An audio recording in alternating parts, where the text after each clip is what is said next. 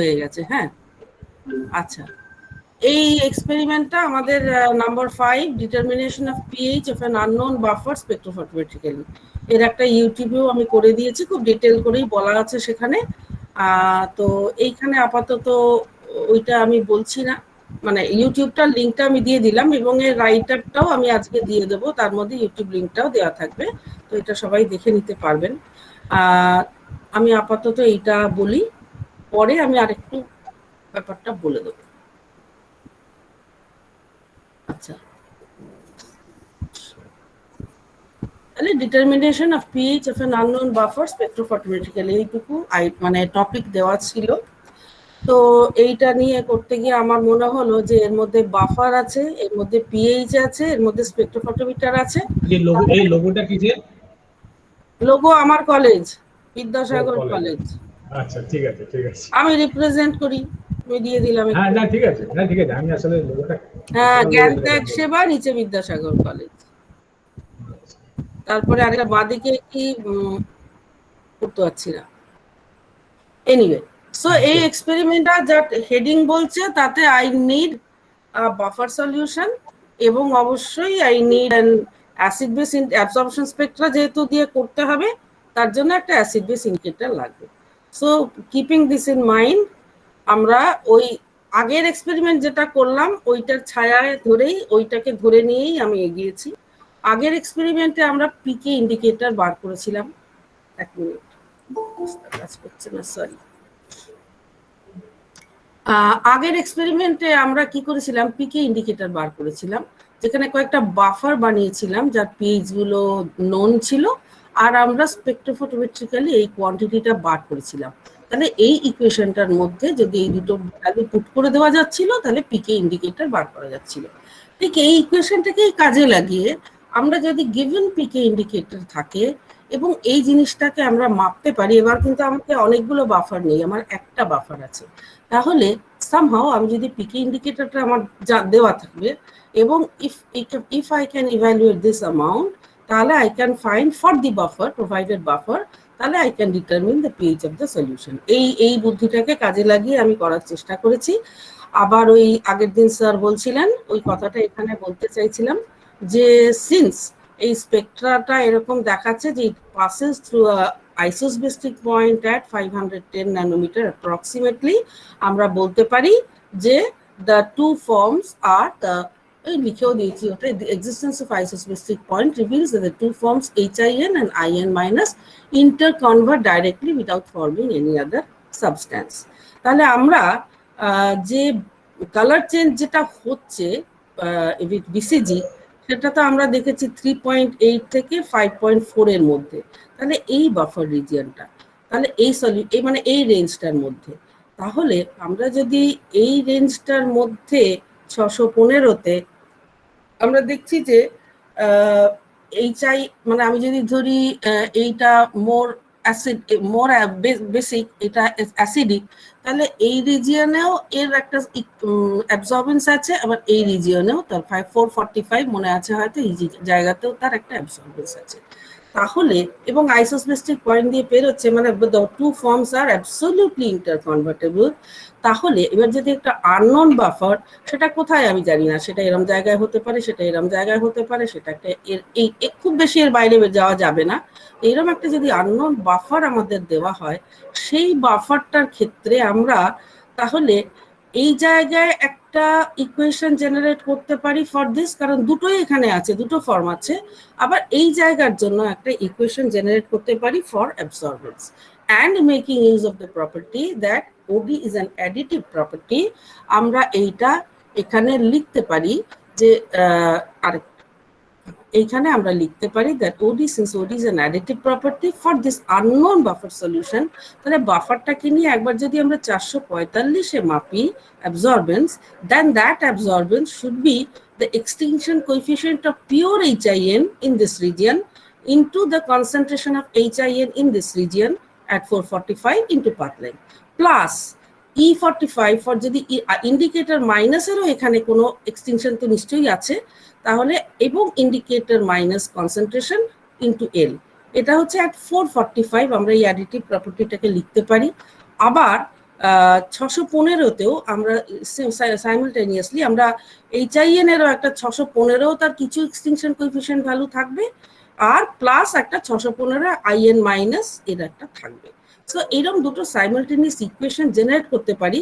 আর আমরা বাফারের জন্য আমরা 445 এ একবার মেজার করব অ্যাবজর্বেন্স, আর আমরা একবার 615 এ যদি অ্যাবজর্বেন্সটা মেজার করি তাহলে আমরা এই পেয়ার অফ সাইমালটেনিয়াস ইকুয়েশন পাবো। আমি একটু এখান থেকে বেরিয়ে যাচ্ছি, আমি এইটার আইডিয়াটা পেলাম। 1 নম্বর হচ্ছে আমার কলিগ দেবারতী ওইখানে আছে, এই রকম ধরনের কিভাবে জিনিসটা নিয়ে এগোনো যায় কিছুতেই বুঝতে পারছিলাম না। তারপরে ও আমাকে একটা পাঠালো, এবং তখন ডাইক্রোমেটের ভিজিবল স্পেকট্রাটা কোথায় খোঁজার জন্য ওকে দায়িত্ব দিলাম। ও খুঁজে টুজে আমাকে বললো ভিজিবলে তো কিছু পাচ্ছি না, কিন্তু একটা ডাইক্রোমেট KMnO4 মিক্সচারের পাচ্ছি। সেখানে ওই একটা আমাকে ছবি পাঠালো, আর একটা নিচে লেখা আছে তাতে ওই অ্যাডিটিভ প্রপার্টিকে ইউজ করে। এরপর সুচন্দ্র আবার আমাকে ওই কি স্কুগ কলার অ্যান্ড কাউচ ওই বইটার থেকেও একটা ওই A1 B1 দিয়ে ওই অ্যাডিটিভ ব্যাপারটাকে আমাকে দিল। এবং খুঁজতে খুঁজতে আমি ইন্টারনেটে এইরকম একটা ডেটা পেলাম। সে লিখেছে, I need help with specific part of my calculations for an experiment, acids and bases indicator and determination of pH by spectrophotometry. আর কোথাও কিছু নেই, and we were asked to use simultaneous equations and to solve for HIN and IN minus. This is where I got stuck. I'm not sure what A value to plug into each of the two equations. দিয়ে একটা spectrophotometric result দিয়েছে, এবং লেখাও ছিল সেখানে এইটা strength হচ্ছে 0.4 normal HCl নিয়ে করেছিল কাজ, এবং 0.4 নর্মাল NaOH নিয়ে স্টার্ট করেছিল, আর কিচ্ছু লেখা ছিল না। এবং ব্রোমোক্রিস্টাল গ্রিনের কনসেন্ট্রেশনটা দেওয়া ছিল, এবং এই দুটো ইকুয়েশন ও লেখা আছে, এবং how she does not know লিখেছে what value goes in here. তো এই ডেটাটা আমার মনে হলো, আমি পরে মিলিয়ে দেখলাম যে এক্সটিংশন কোএফিসিয়েন্ট ভ্যালুগুলো যা দিয়েছে তাতে এখান থেকে যা আসছে তাতে আমি মোটামুটি মিল পেলাম। তো এইখান থেকে আমার মানে মনে হলো যে এইভাবে জিনিসটাকে করা যেতে পারে। সো এইবার তাহলে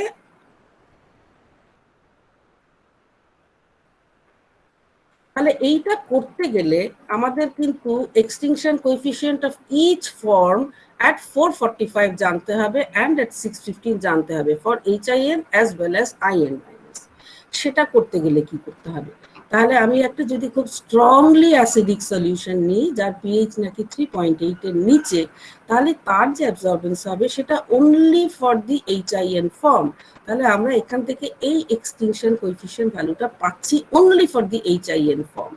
তেমনি আমরা যদি একটা সাফিসিয়েন্টলি হাই pH এ যদি আমরা অ্যাবজর্বেন্সটা মাপি, তাহলে সেই absorbance value will definitely be at 615। তাহলে IN মাইনাস ফর্মটার এক্সটিংশন কোএফিসিয়েন্ট at 615 পাবো, এবং এটা ইকুয়েশন।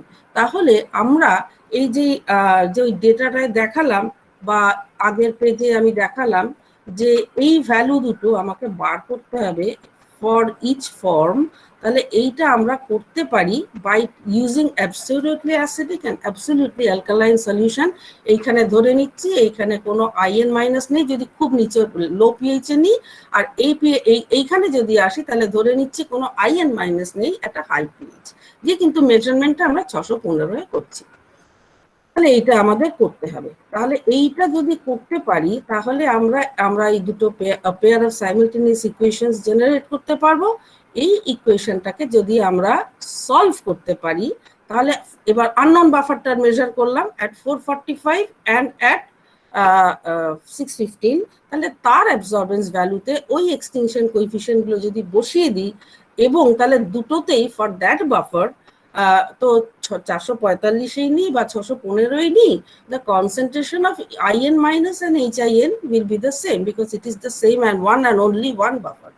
তাহলে এই ভ্যালুটা আমরা যদি ওইখান থেকে জাস্ট একটা বাফারের থেকে যদি আমরা বার করে নিতে পারি, তাহলে using of course the same amount of bromocresol green in the absolutely acidic solution, in the absolutely alkaline solution as well as in the buffer solution, এইটা যদি করতে পারি তাহলে আমরা এই রেশিওটা বার করলেই আমাদের কিন্তু as per that equation pH is equal to pKa plus log, এই ইকুয়েশনটা পেয়ে যেতে পারি।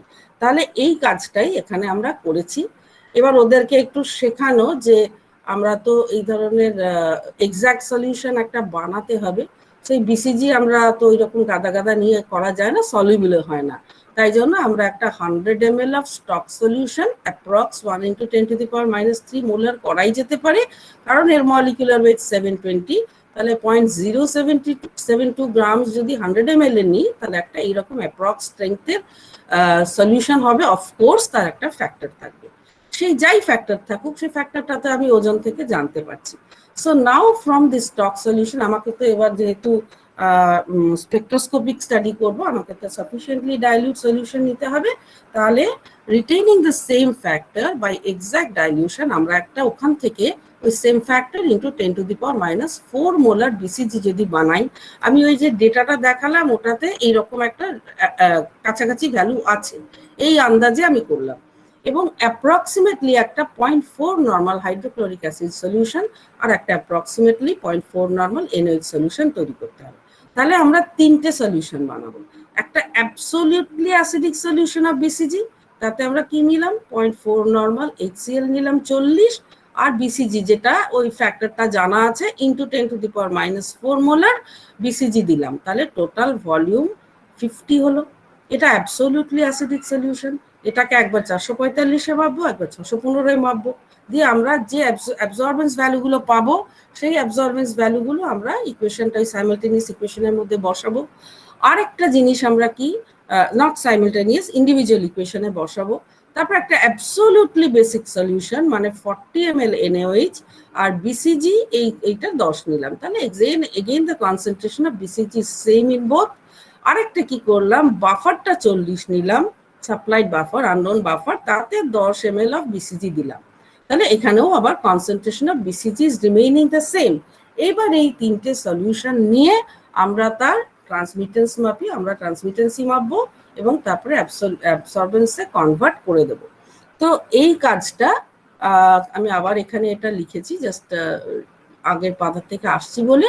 তাহলে the transmittance value for each solution measured at 445 and 650 nanometer। আর আলাদা আলাদা করে আমরা ওই যে প্রথম ফার্স্ট যে কাজটা করলাম with absolute acid, absolute base, আমরা এইগুলোকে আলাদা আলাদা করে সেপারেটলি ক্যালকুলেট করে নিলাম, দিয়ে আমরা pair of simultaneous equation generate করলাম ফর দিস বাফার সলিউশন। এইবার এটাকে আমরা গোল সিক ইউজ করে যদি সলভ করি, তাহলে I can get the concentration of IN minus and HIN for the buffer. তাহলে ওই ওয়ান প্যারেন্ট ইকুয়েশনটার মধ্যে যদি আমরা সাবস্টিটিউট করি, পিকে আমাকে বলে দেওয়া হবে, then I can know the pH of the unknown buffer. এইটা আমার লজিক ছিল, আমি এইভাবে জিনিসটাকে অ্যারেঞ্জ করেছি এবং এইটাই আমি একটু এক্সেলে জাস্ট ক্যালকুলেট করে দেখিয়ে দিতে চাই এবং খুব সুন্দর ব্যাপারটা আসে। আচ্ছা, এইটা হলো হ্যাঁ হ্যাঁ ম্যাডাম বলছি, তাহলে আমাদের টোটাল 10টা রিডিং নিতে হচ্ছে। হ্যাঁ, তুমি তিনটে সলিউশন, তিনটে সলিউশন আর এই যে 3.8 এর নিচে দুবার, আর তো না কেন 3.8 এর নিচে কেন? আমার ওই এপসিলন ভ্যালু গুলো বের করার জন্য। হ্যাঁ, ওইটার থেকে তো বেরিয়ে যাবে। এই সলিউশনটাকে যদি আমি একবার 445 এ নিই, একবার 615 এ নিই, তাহলে তার করসপন্ডিং HIN আছে, IN মানে HIN আছে, ঠিক আছে? তাহলে এইখান থেকে আবার আমি 445 এ যদি কিছু থাকে আমি দেখবো, তারপরে তেমনি 615 এও দুটোর ক্ষেত্রে আমরা মাপবো, তাহলে 4টে রিডিং হলো এবং আমার আননোন বাফার নিয়ে দুটো রিডিং হলো, তাহলে 6টা, আর তো না।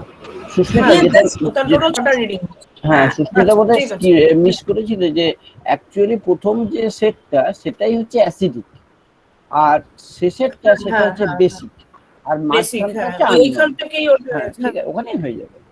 হ্যাঁ, ঠিক আছে। তারপরে আমি স্পেকট্রোস্কোপিক আমরা করতে গিয়ে আমরা যে স্ট্রেংথ অফ দ্য, আমি ওই মেয়েটির ডেটাটাই নিয়েছি, ওর যা স্টক সলিউশন, ও এখানে কতটা ডাইলিউটেড স্ট্রেংথটা লিখেছে, সেখান থেকে এটা আমি বার করে নিয়েছি যে স্টকটা কত ছিল এবং রেজাল্টেন্ট যা স্ট্রেংথটা দাঁড়ালো বিসিজির, ওইটা ওই মেয়েটির ডেটাটাই তাই আছে, সেইটাই আমি নিয়েছি। এই যে কোথায় 2.23 ইন্টু 10⁻⁻⁴ মোলার, এই ডেটাটাই আমি নিয়েছি। এবং বিসিজি ইন অ্যাসিড যেটা অ্যাবসলিউটলি অ্যাসিডিক সলিউশন, তার পার্সেন্ট ট্রান্সমিটেন্স আর 445 মাপা হয়েছে এবং ইন এনএওইচে তার 87% ট্রান্সমিটেন্স হয়েছে অ্যাট 445 ন্যানোমিটার। একদম নেই এরম নেই। তারপরে হচ্ছে যে আমরা একটা অ্যাসিডিক এইগুলো আবার আমরা তেমনি 615 মেপেছি। এই হচ্ছে তার ডেটা। তাহলে এই যদি ডেটা পাই তাহলে ফর 445 আমরা extinction coefficient for acidic medium for basic medium বার করতে পারবো, তেমনি extinction coefficient for 615 at acidic and in basic medium. এবার পড়ে থাকলো বাফারটা। তাহলে আমরা এখান থেকে যদি এই ক্যালকুলেশনগুলো করি, আমি এটা একটু করি, তাহলে is equal two 2 minus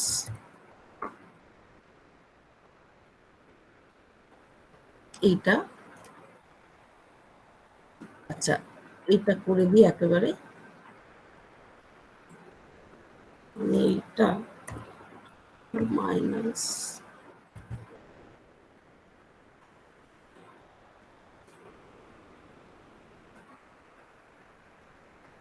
sorry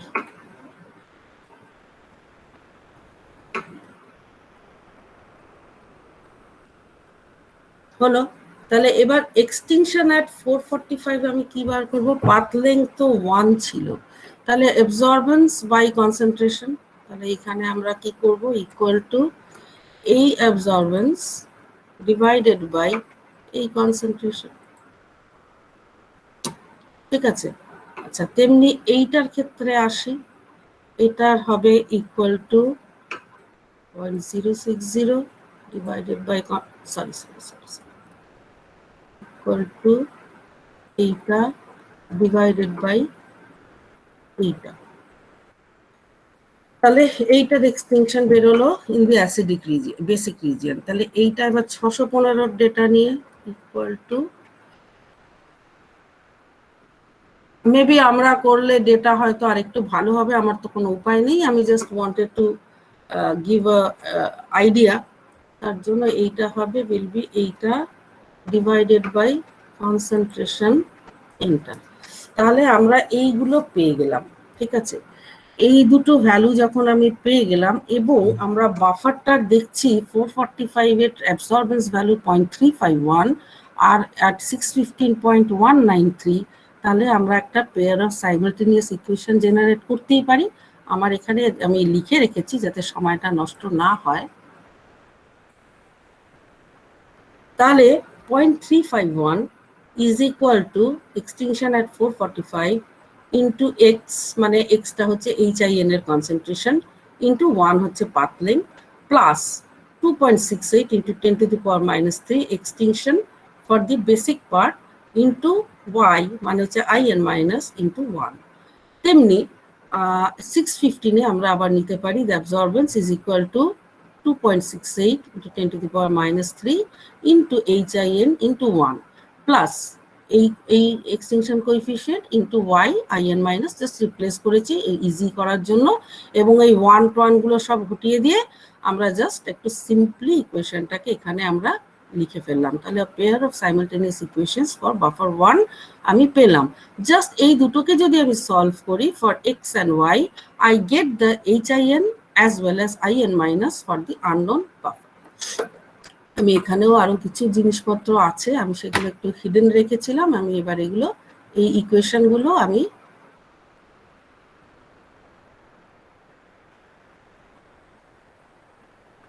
লিখলাম। তাহলে এইটা আমার প্যারেন্ট ইকুয়েশন, আমার সাইমালটেনিয়াস ইকুয়েশন দুটো, এইটাকে আমি এখানে জাস্ট ভ্যালু দিয়ে পুট করেছি এবং একটু ছোট করে আমরা লিখেছি।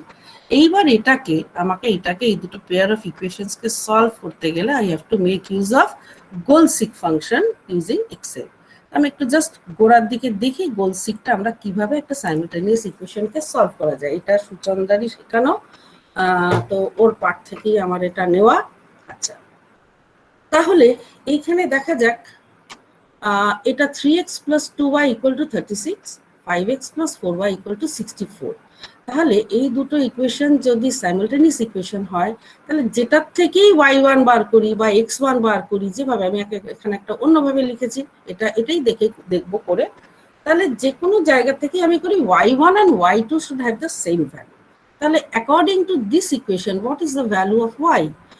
Y should be is equal to 36 minus 3 into x, তাহলে এক্স এর একটা জায়গা থাকবে, আমি এক্স এর ঘরে কিচ্ছু লিখিনি, মানে এক্স ডিনোট করছি, মাইনাস ব্র্যাকেটে 3 টাইমস এক্স। এই পুরো জিনিসটা ভাগ হবে কি দিয়ে? Coefficient of y. তাহলে এখানে আরেকটা ব্র্যাকেট দিলে ভালো,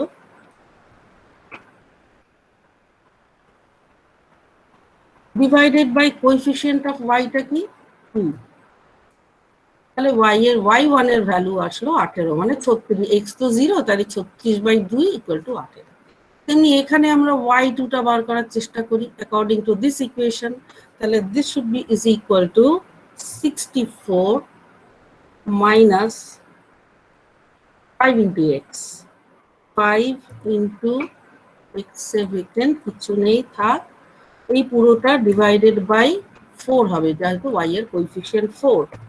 তাহলে এইটা ডিভাইডেড বাই 4 করলাম, তাহলে 16 হলো। এবার আমাকে এক্স এর ভ্যালুটা জানতে হবে। দুটো দুরকম y1 এলো, কারণ হচ্ছে এটা 64/4, তাই 4, x তো 0 ধরেছি। তাহলে এই দুটোকে আমাকে বলছি কি আমি কি সলভ করব? আমাকে y1 ইকুয়াল টু y2 করতে হবে। তার মানে y1 minus y2 equal to 0 যদি করি, তাহলে x এর ভ্যালু পেয়ে যাব। তাহলে এখানে আমি গোলসিকটা করব। তাহলে ডেটা, হোয়াট ইফ অ্যানালিসিস, গোলসিক, তারপরে আমার সেট সেল। তাহলে আমাকে একটা ইকুয়েশন সেট করতে হবে। এখানে ইকুয়েশনটা কি সেট করব? আপাতত এটা কাজ করবে না, এটাকে বন্ধ করি। ইকুয়েশনটা হবে ইজ ইকুয়াল টু এইটা মাইনাস এইটা, তাহলে this should be equal to 0। তখন যে এক্স এর ভ্যালুটা পাবো, সেই এক্সটাই হচ্ছে আমার এক্স অ্যান্ড ওয়াই এর দুটোরই ভ্যালু আমাকেও দিয়ে দেবে। তাহলে এবার আমি গোলসিকটা আসছি। তাহলে আমার সেট সেল ইজ দিস। কি করবো? Set cell y1 minus y2 should be is equal to 0, তাহলে ভ্যালুটা 0।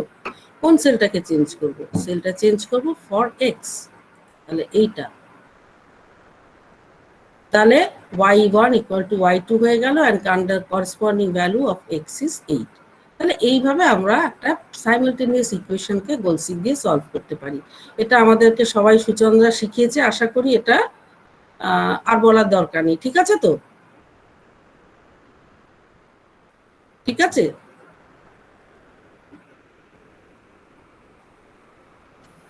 আচ্ছা, এবার আমি আননোন সলিউশনটায় আসি। আমি এইটা আর বাদ দিয়ে দিচ্ছি, এটাকে আমি ডার্ক করে দিলাম, এটাকে আমি দিচ্ছি, এত লেখা ভালো লাগে না। আচ্ছা, এইটা। তাহলে এইখান থেকে আমাকে y1 বার করতে হবে। তাহলে y1টা কি হবে? y1 should be this minus this divided by the coefficient of y। তাহলে আমি এখানে ইকুয়াল টু 0.351 আর লিখবো না, 351 মাইনাস এই জিনিসটা হবে, এই জিনিসটা হবে, তার মানে এই ভ্যালুটা হবে 1.8 ইন্টু এক্স, মানে এইটা এক্স এর ঘর 0 রেখেছি। ঠিক আছে, এইটা হলো, এর থেকে একে ডিভাইড করব বাই ওয়াই এর কোএফিসিয়েন্ট, ডিভাইডেড বাই ওয়াই এর কোএফিসিয়েন্ট কি? এইটা। তাহলে y1 এর একটা value from the first equation আমি পেলাম। তেমনি সেকেন্ড ইকুয়েশনটা থেকে দেখি। তাহলে সেকেন্ড ইকুয়েশনে এইটা 0.193 মাইনাস এই পার্টটা divided by the coefficient of y করলে আমি y2টা পাবো। তাহলে that should be equal to, আগেই ব্র্যাকেটটা বসাই, 0.193 মাইনাস এই, এখন এই ভ্যালুটা নেব, টাইমস এক্স, এই ভ্যালুটা ডিভাইডেড বাই, আরেকটা ব্র্যাকেট ক্লোজ করি, ডিভাইডেড বাই কি? এইটা, এইবার এই জিনিসটা, তাহলে এইটা। তাহলে আমার y1 এর একটা ভ্যালু পেলাম x ইকুয়াল টু 0 বসিয়ে, এইটা y2 এর আরেকটা ভ্যালু পেলাম, এইটা x ভ্যালুগুলো বসিয়ে। তাহলে আমার y1 and y2 যদি দুটো পাই, I will now solve for x, x মানে HIN, আর যে সলিউশনে ওয়াই পাবো দ্যাট ইজ আইএন মাইনাস। তাহলে এবার লগ ওইটা করলেই আমার জাস্ট ইকুয়েশনে বসালেই আমি পেয়ে যাব। তাহলে আমার ইকুয়েশনটা কি সেট করব, that y1 is equal two y2। তাহলে equation should be is equal to this minus this, থাক, এটাকে 0 করতে হবে। তাহলে এবার আমি এই দিকটা সরে আসি, অ্যানালিটিক্যাল ডেটা দরকার নেই। তাহলে আমি কি করব, আমি গোল সিক নেব, ডেটা মোটিভ অ্যানালিসিস গোল সিক।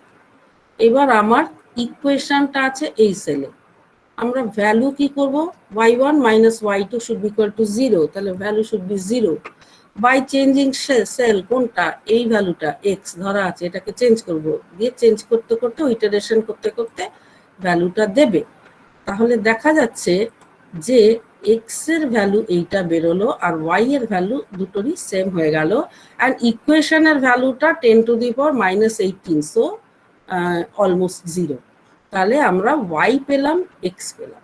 তাহলে বাফারটার জন্য আমরা কি এখানে করব, equal two log base 10 of y by x, y by x পেলাম log y by x। তাহলে এবার আননোন pHটা কত, তাহলে pH equal to pKa plus এই যে ভ্যালুটা পেলাম, তাহলে 3.957। তাহলে এইভাবে আমরা একটা unknown buffer using just simple BCG 3টে সলিউশন বানিয়ে বার করতে পারি।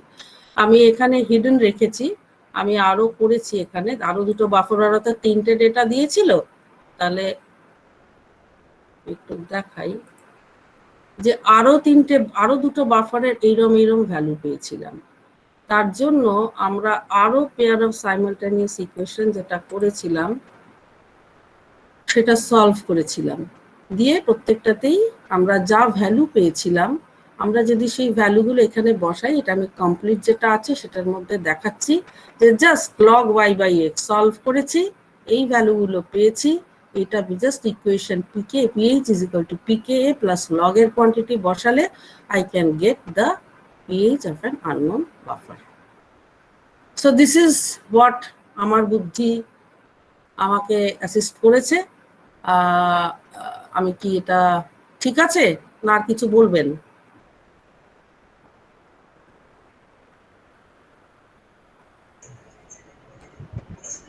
Beautiful presentation, beautiful. ঠিক আছে নিতিন, কনসেপচুয়ালি ঠিক আছে তো? খুবই ভালো হয়েছে, হ্যাঁ খুবই ভালো হয়েছে। ঠিক আছে, থ্যাংক ইউ সো মাচ। ছোট্ট ছোট্ট একটু ভুল হচ্ছে, যেমন মানে যেগুলো চেঞ্জ করতে হবে এখন, সেটা হচ্ছে বলো। মিলিলিটারটা স্মল এম স্মল এল দেওয়া আছে, ওগুলো কিন্তু হবে না, এখন ওটা ক্যাপিটাল এল দিতে হয়, আগে ওটা স্মল এম এল ছিল। ওই মানে প্রেজেন্টেশনটা এই যে এইখানে আগের পেজে এইখানে আইইউপিএসি তে ওটা চেঞ্জ হয়ে গেছে। ও তাই না? যেমন গ্রাম আগে জিএম লেখা হতো, এখন জি লিখেছি আমি। হ্যাঁ ঠিক, জিটা ঠিক আছে, কিন্তু এমএলটা এল ক্যাপিটাল হবে। আমি তো এইটা তাহলে এটা টিচারদেরকে আমার রিকোয়েস্ট থাকবে যদি ক্লাসে এটা বলে দেন, কারণ আমি অলরেডি ইউটিউব করে আপলোড করে ফেলেছি। পুরনো বইগুলো তো সব কিন্তু স্মল এম স্মল এল আছে, হ্যাঁ, নতুন বইগুলোতে এল ক্যাপিটাল করে দিয়েছে। হ্যাঁ। আর এই স্পেকট্রোফটোমিটারের ক্ষেত্রে একটা জিনিস ছেলে মেয়েদেরকে একটু ওয়ার্নিং দিয়ে দিতে হবে বা বলে দিতে হবে, যে যেন স্পেকট্রোফটোমিটারের ডেটা নেওয়ার আগে সেটাকে বেসলাইন কারেকশন করে নেওয়া। হ্যাঁ, সেটা আমি এখনটা বলিনি, কারণ এতবার বলেছে আগের দুটো এক্সপেরিমেন্টে ঠিকই ইম্পারেটিভ যে ওরা ওটা শিখে নেবে। আর আমি যে লেখাটা দিয়েছি না, মানে ওদের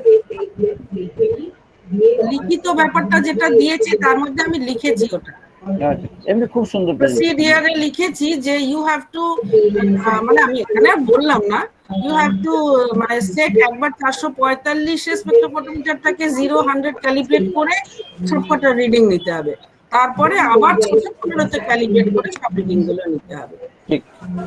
হ্যাঁ, but with no data nothing, this is all I could do. Fantastic. জানি না, কনসেপচুয়ালি আমার এটাই মনে হয়েছে। আচ্ছা, আর একটু যেটা আমি বলতে চাইছিলাম সেটা হচ্ছে আমি চেষ্টা করেছি, কিন্তু খুব একটা করতে পারিনি, কারণ ডেটা পাইনি। আর প্রথম কথা হচ্ছে আমাকে তো, আমি হয়তো ইনফ্লিবনেট ইনস্টিটিউশন নিয়ে ঢুকে পেপার, কিন্তু এত কথা লেখা না, আমি ওই অটোর মধ্যে এদের কি করব। যেটা আছে একটা স্পেকট্রোফোটোমেট, একটা না কোথাও আওয়াজ হচ্ছে।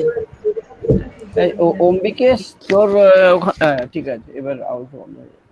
আচ্ছা, স্পেকট্রোফোটোমেট্রিক ডিটারমিনেশন অফ সিএমসি, এটা আমি ম্যাডাম একদম, আপনি হ্যাঁ এটা বল শুরু বল করার আগে জাস্ট একটা জিনিস জিজ্ঞাসা করতে চাই, সেটা বল হচ্ছে বল। যে এই যে স্পেকট্রোফোটোমেট্রিক যে মেজারমেন্টটা হচ্ছে এখানে, আমার তো ফাইনালি আমি ক্যালকুলেশনটা তো অ্যাবজর্বেন্স দিয়েই করছি, তো হ্যাঁ, পার্সেন্টেজ ট্রান্সমিটেন্স না নিয়ে ডাইরেক্টলি অ্যাবজর্বেন্স মাপলেও তো ব্যাপারটা একই হবে। আমি জানি না তুমি আগের দুদিন ছিলে কিনা। না, আমি লাস্ট দিনটা ছিলাম না, লাস্ট দিনটা ছিলাম না। আচ্ছা, তো আমি একদম প্রথম দিন যেদিন স্পেকট্রোফোটোমিটার নিয়ে বলেছিলাম, আমি হ্যাঁ বলেছিলাম যে আমরা যে স্পেকট্রোফোটোমিটার যে কোয়ালিটির আমরা রিসার্চ করেছি, যখন আমরা পার্কিন এলমার, আমরা হিতাচি, আমরা শিমাৎজু, এসব ভালো ভালো স্পেকট্রোফোটোমিটার 10 লাখ হ্যাঁ 12 লাখ টাকার দাম, সেইগুলোর গ্রেটিং বা মনোক্রোম্যাটার গুলো ভীষণ ভালো কোয়ালিটির হয়, যে কারণে তুমি যে মাপছো, এবং detector also should be very good quality photo cell should be present in the detector. যদি এইটা না হয়, তাহলে আমি যে অ্যাবজর্বেন্স মাপছি, কারণ ওখানে ওকে আরেকটা ক্যালকুলেশন করতে হচ্ছে, কিন্তু ট্রান্সমিটেন্সে কি করছে, জাস্ট আইটা বের, ও যা পাচ্ছে আর I0 যা ছিল একটা ডিভাইড করে 100 দিয়ে গুণ করছে, কিন্তু ওখানে ওকে যেই লগ ভ্যালু করতে হচ্ছে না, সঙ্গে সঙ্গে যদি ভালো এই পুরো সিস্টেমটা ভালো না হয়, তাহলে ডাইরেক্ট অ্যাবজর্বেন্স হলে আমরা দেখেছি যে ভ্যালুটা খুব একটা ভালো আসে না। ওয়্যারএজ ট্রান্সমিটেন্সটা ভালো যন্ত্র হলে, আমরা তো সবাই স্পেকট্রা নিয়ে কাজ করেছি, যারা সবাই তো একবার স্পেকট্রা চালিয়ে দিয়েছি তারপরে কাজ করেছি, কিন্তু এখানে কি হবার নয়। আগে তো ক্যালোরিমিটারে করতাম, তখন তো প্রশ্নই নেই, তখন তো পার্সেন্টেজ ট্রান্সমিটেন্স দিয়েই আমরা করব। এখনো যেগুলো, হ্যাঁ এখন যে যন্ত্রগুলো কলেজে যে ল্যাব যে যন্ত্রগুলো আসছে বা আসবে, সেগুলো যেহেতু মানে অতটা হাই এন্ডিং নয়, so that's why পার্সেন্টেজ ট্রান্সমিটেন্স মাপাটাই শ্রেয়, অনেক শ্রেয়। এটা আমি আগে দুদিনই এক্সপ্লেন করেছি, আজকে তোমাকে আমি একবার বললাম এটা। আচ্ছা ঠিক আছে, okay, thank you. In principle, Sharmila, Sushmita ma'am is absolutely correct, যে কোনোটা নেওয়া যেতে পারে ইন প্রিন্সিপল, কিন্তু এটা শুধুমাত্র ইনস্ট্রুমেন্টাল আর্টিফ্যাক্ট এক ধরনের আমরা বলতে পারি। হ্যাঁ, সেটা বুঝতে পেরেছি, মানে ইনফ্যাক্ট আমরা মানে আমি স্পেকট্রোফোটোমিটার প্রথম দেখেছি ওই ম্যাম যেটা বললেন অত হাই এন্ডি দেখেছি, সেই হিসাবে তখন ওখানে তো আমরা ডাইরেক্টলি অ্যাবজর্বেন্সই মাপতাম। এক্স্যাক্টলি, তো সেই জন্যই আরো আমি জিজ্ঞাসা করে নিলাম একবার। ঠিক আছে, থ্যাংক ইউ স্যার। হ্যাঁ, আমাদের এই 60-70 হাজারের টাকার যন্ত্রই কি গ্রেটিং দেবে আর কি ডিটেক্টর দেবে গো, হ্যাঁ, তো সেই কারণে ওর বেশি না। আচ্ছা, এইবার তো গেল, আমি সিইউর সিলেবাসটা মোটামুটি আমাদের কাভার্ড হয়ে গেছে। আচ্ছা, other university spectrophotometric determination of CNC আমি একটু আউটলাইন দেওয়ার চেষ্টা করেছি, অ্যান্ড কোথাও আমি এই ডেটা পাইনি, আমি কদিন ধরে খুঁজে যাচ্ছি। আর আরেকটা হচ্ছে effect of ionic strength on the rate of persulphate iodide reaction, এটা আমি প্রচুর ডেটা আছে যে জাস্ট একটা ক্লক রিঅ্যাকশন হচ্ছে, কিন্তু এই যে একটা আয়নিক স্ট্রেংথ স্টাডি করতে গেলে যা হবে, এর কোনো আমি ডেটা কোথাও কিছু খুঁজে পাইনি। আমি রিকোয়েস্টও করেছিলাম, কেউ ডেটা দিলে আমি করতাম। সম্রাজ্ঞী আমাকে একটা ডেটা দিয়েছিল, ও প্রেসিডেন্সির বোধহয় এমএসসির, কিন্তু সেটা তো হচ্ছে স্পেকট্রোফোটোমেট্রিক্যালি, তার আউটলাইনটা, ডেটার আউটলাইন আমি মানে টাইম ফর, ওখানে ক্লকের মতন কালারটা কতক্ষণে আসছে, ওই জিনিসটা ওখান থেকে পারা গেল না, আমি চেষ্টা করেছি তাও। হ্যাঁ, সো আমি জাস্ট একটা আউটলাইন দিচ্ছি যে স্পেকট্রোফোটোমেট্রিক ডিটারমিনেশন অফ, আমি একটু একটা স্লাইড শো করি। স্পেকট্রোফোটোমেট্রিক ডিটারমিনেশন অফ সিএমসি করতে গেলে আমার we need a colour substance, তাহলে একটা আমার ডাই লাগবে। এবার absorbance of a series of mixtures of dye and surfactant with dye concentration fixed and increasing concentration of surfactant may be used to determine the CMC of a surfactant. তার মানে such study must be done definitely at the lambda max of the dye. When such absorbance is plotted against increasing surfactant concentrations, the graphs will indicate a maxima or minima at the CMC of the surfactant, and the maxima or minima will depend upon the charge of the surfactant and the charge of the dye. এই ধরনের কাজ আমরা করেছিলাম, কিন্তু কোনো data আমি আমার নিজের খুঁজে পেলাম না, র ডেটা তো সব ল্যাবে থেকে গেছে, কিন্তু এটা আমার মনে পড়ছে যে জাস্ট রিভার্স হয়, তো ক্যাটায়নিক সারফ্যাক্টেন্টসের এক্সাম্পল অ্যানায়নিক, নন আয়নিক আমরা জানি। অ্যান্ড ক্যাটায়নিক ডাই যেগুলো নেওয়া যেতে পারে তার মধ্যে ম্যালাকাইট গ্রিনই আমার মনে হয় একমাত্র ইউজেবল, কারণ ক্রিস্টাল ভায়োলেটও খুব চিটচিটে লেগে যায়, আর মিথিলিন ব্লু তো একদম মানে নীল পেনের কালির মতন আর কি, মানে চিটচিটে লেগে যায়। অ্যানায়নিক ডাই নেওয়া যেতে পারে, that is eosin, and non-ionic dye fluorescein, but fluorescein is very very expensive, আমার মনে হয় না কোনো কলেজই আমাদের প্রোভাইড করবে। সো আমার মনে হয়েছে এখানে সিটিবি ম্যালাকাইট গ্রিন এরকম একটা কম্বিনেশন নেওয়া যেতে পারে, otherwise other dies are very expensive. এবার আমি এটা একটা পেপার থেকেই আমি লেখাটা পুরো দিয়েছি, বলছে যে যদি when the dye and the surfactant have the same charge, absorbance will show a maximum. As the surfactant concentration যত বাড়ছে, formation of micelle যত হচ্ছে, the concentration reaches near CMC, the ডাইগুলো তো aggregated হয়ে থাকে, ওগুলো ভেঙে যায়, dissociated from polymorphic to the monomeric form, and solubilization increases rapidly due to the micellization, and absorbance increases, মানে ডাইগুলো ছাড়া পেয়ে যাচ্ছে আর ওরা নিজেদের মধ্যে সিএমসি ফর্ম করছে, তার জন্য ডাইগুলো যেহেতু ছাড়া পেয়ে যাচ্ছে তার জন্য অ্যাবসর্বেন্স বাড়ছে। On further increase in the surfactant concentration, the neutral যে colloid particles গুলো পড়ে থাকলো আর ডিউ টু কনসিকুয়েন্ট সেইগুলোর ওপর এবার ডাই মলিকুলগুলো এসে যারা পড়ে থাকলো, যারা মাইসেল করতে পারলো না, তাদের গায়ে ডাইগুলো আবার অ্যাবসর্ব হয়ে যাচ্ছে, তাই জন্য absorbance of the dye decreases as per a paper. This is the justification, আবার আমার খুব ঠিকই মনে হয়েছে এটা। And when the dye and surfactant have opposite charge, the absorbance will show a minimum. এটার আমি ডিটেলস বলছি না, লিখে দিয়েছি। And when dye and surfactant dye may be ionic or surfactant may be dye ionic, surfactant non-ionic, or dye non-ionic, surfactant ionic, মানে একটা neutral একটা charge, তখন অ্যাবসর্বেন্স একবার মিনিমাম দেখাবে, একদম ম্যাক্সিমাম দেখাবে, ডিপেন্ডিং আপন কোনটা আয়নিক কোনটা নন আয়নিক। ঠিক আছে, তাহলে এইবার যদি ম্যাক্সিমাইজ করে একটা জায়গায় গিয়ে এরকম ভাবে কমতে থাকলো, আমি একটা গ্রাফ দেখাচ্ছি, তাহলে এই যেখানটা ম্যাক্সিমাইজ হলো, যখন জাস্ট মানে মোনোমারিক ফর্ম অফ ডাই ম্যাক্সিমাইজ হয়ে গিয়ে বাইসেল তৈরি হইতে আরম্ভ করে দিয়েছে এবং বাকি কোলয়েড গুলোর উপর ডাইগুলো অ্যাবজর্ব হচ্ছে, আবার কমতে থাকছে, তাহলে ওই পয়েন্টটা, ওই কনসেন্ট্রেশনটাকে যদি আমরা নিই just by plotting absorbance of the solution, তাহলে আমরা we can get the CMC of the dye. এইবার কোন ডাই নেব, কোন ইয়েটা করবো, এটা যতক্ষণ না কোনো এক্সপেরিমেন্ট করা যাচ্ছে, এটা আমার মনে হয় এর বেশি আমার পক্ষে বলা সম্ভব নয়।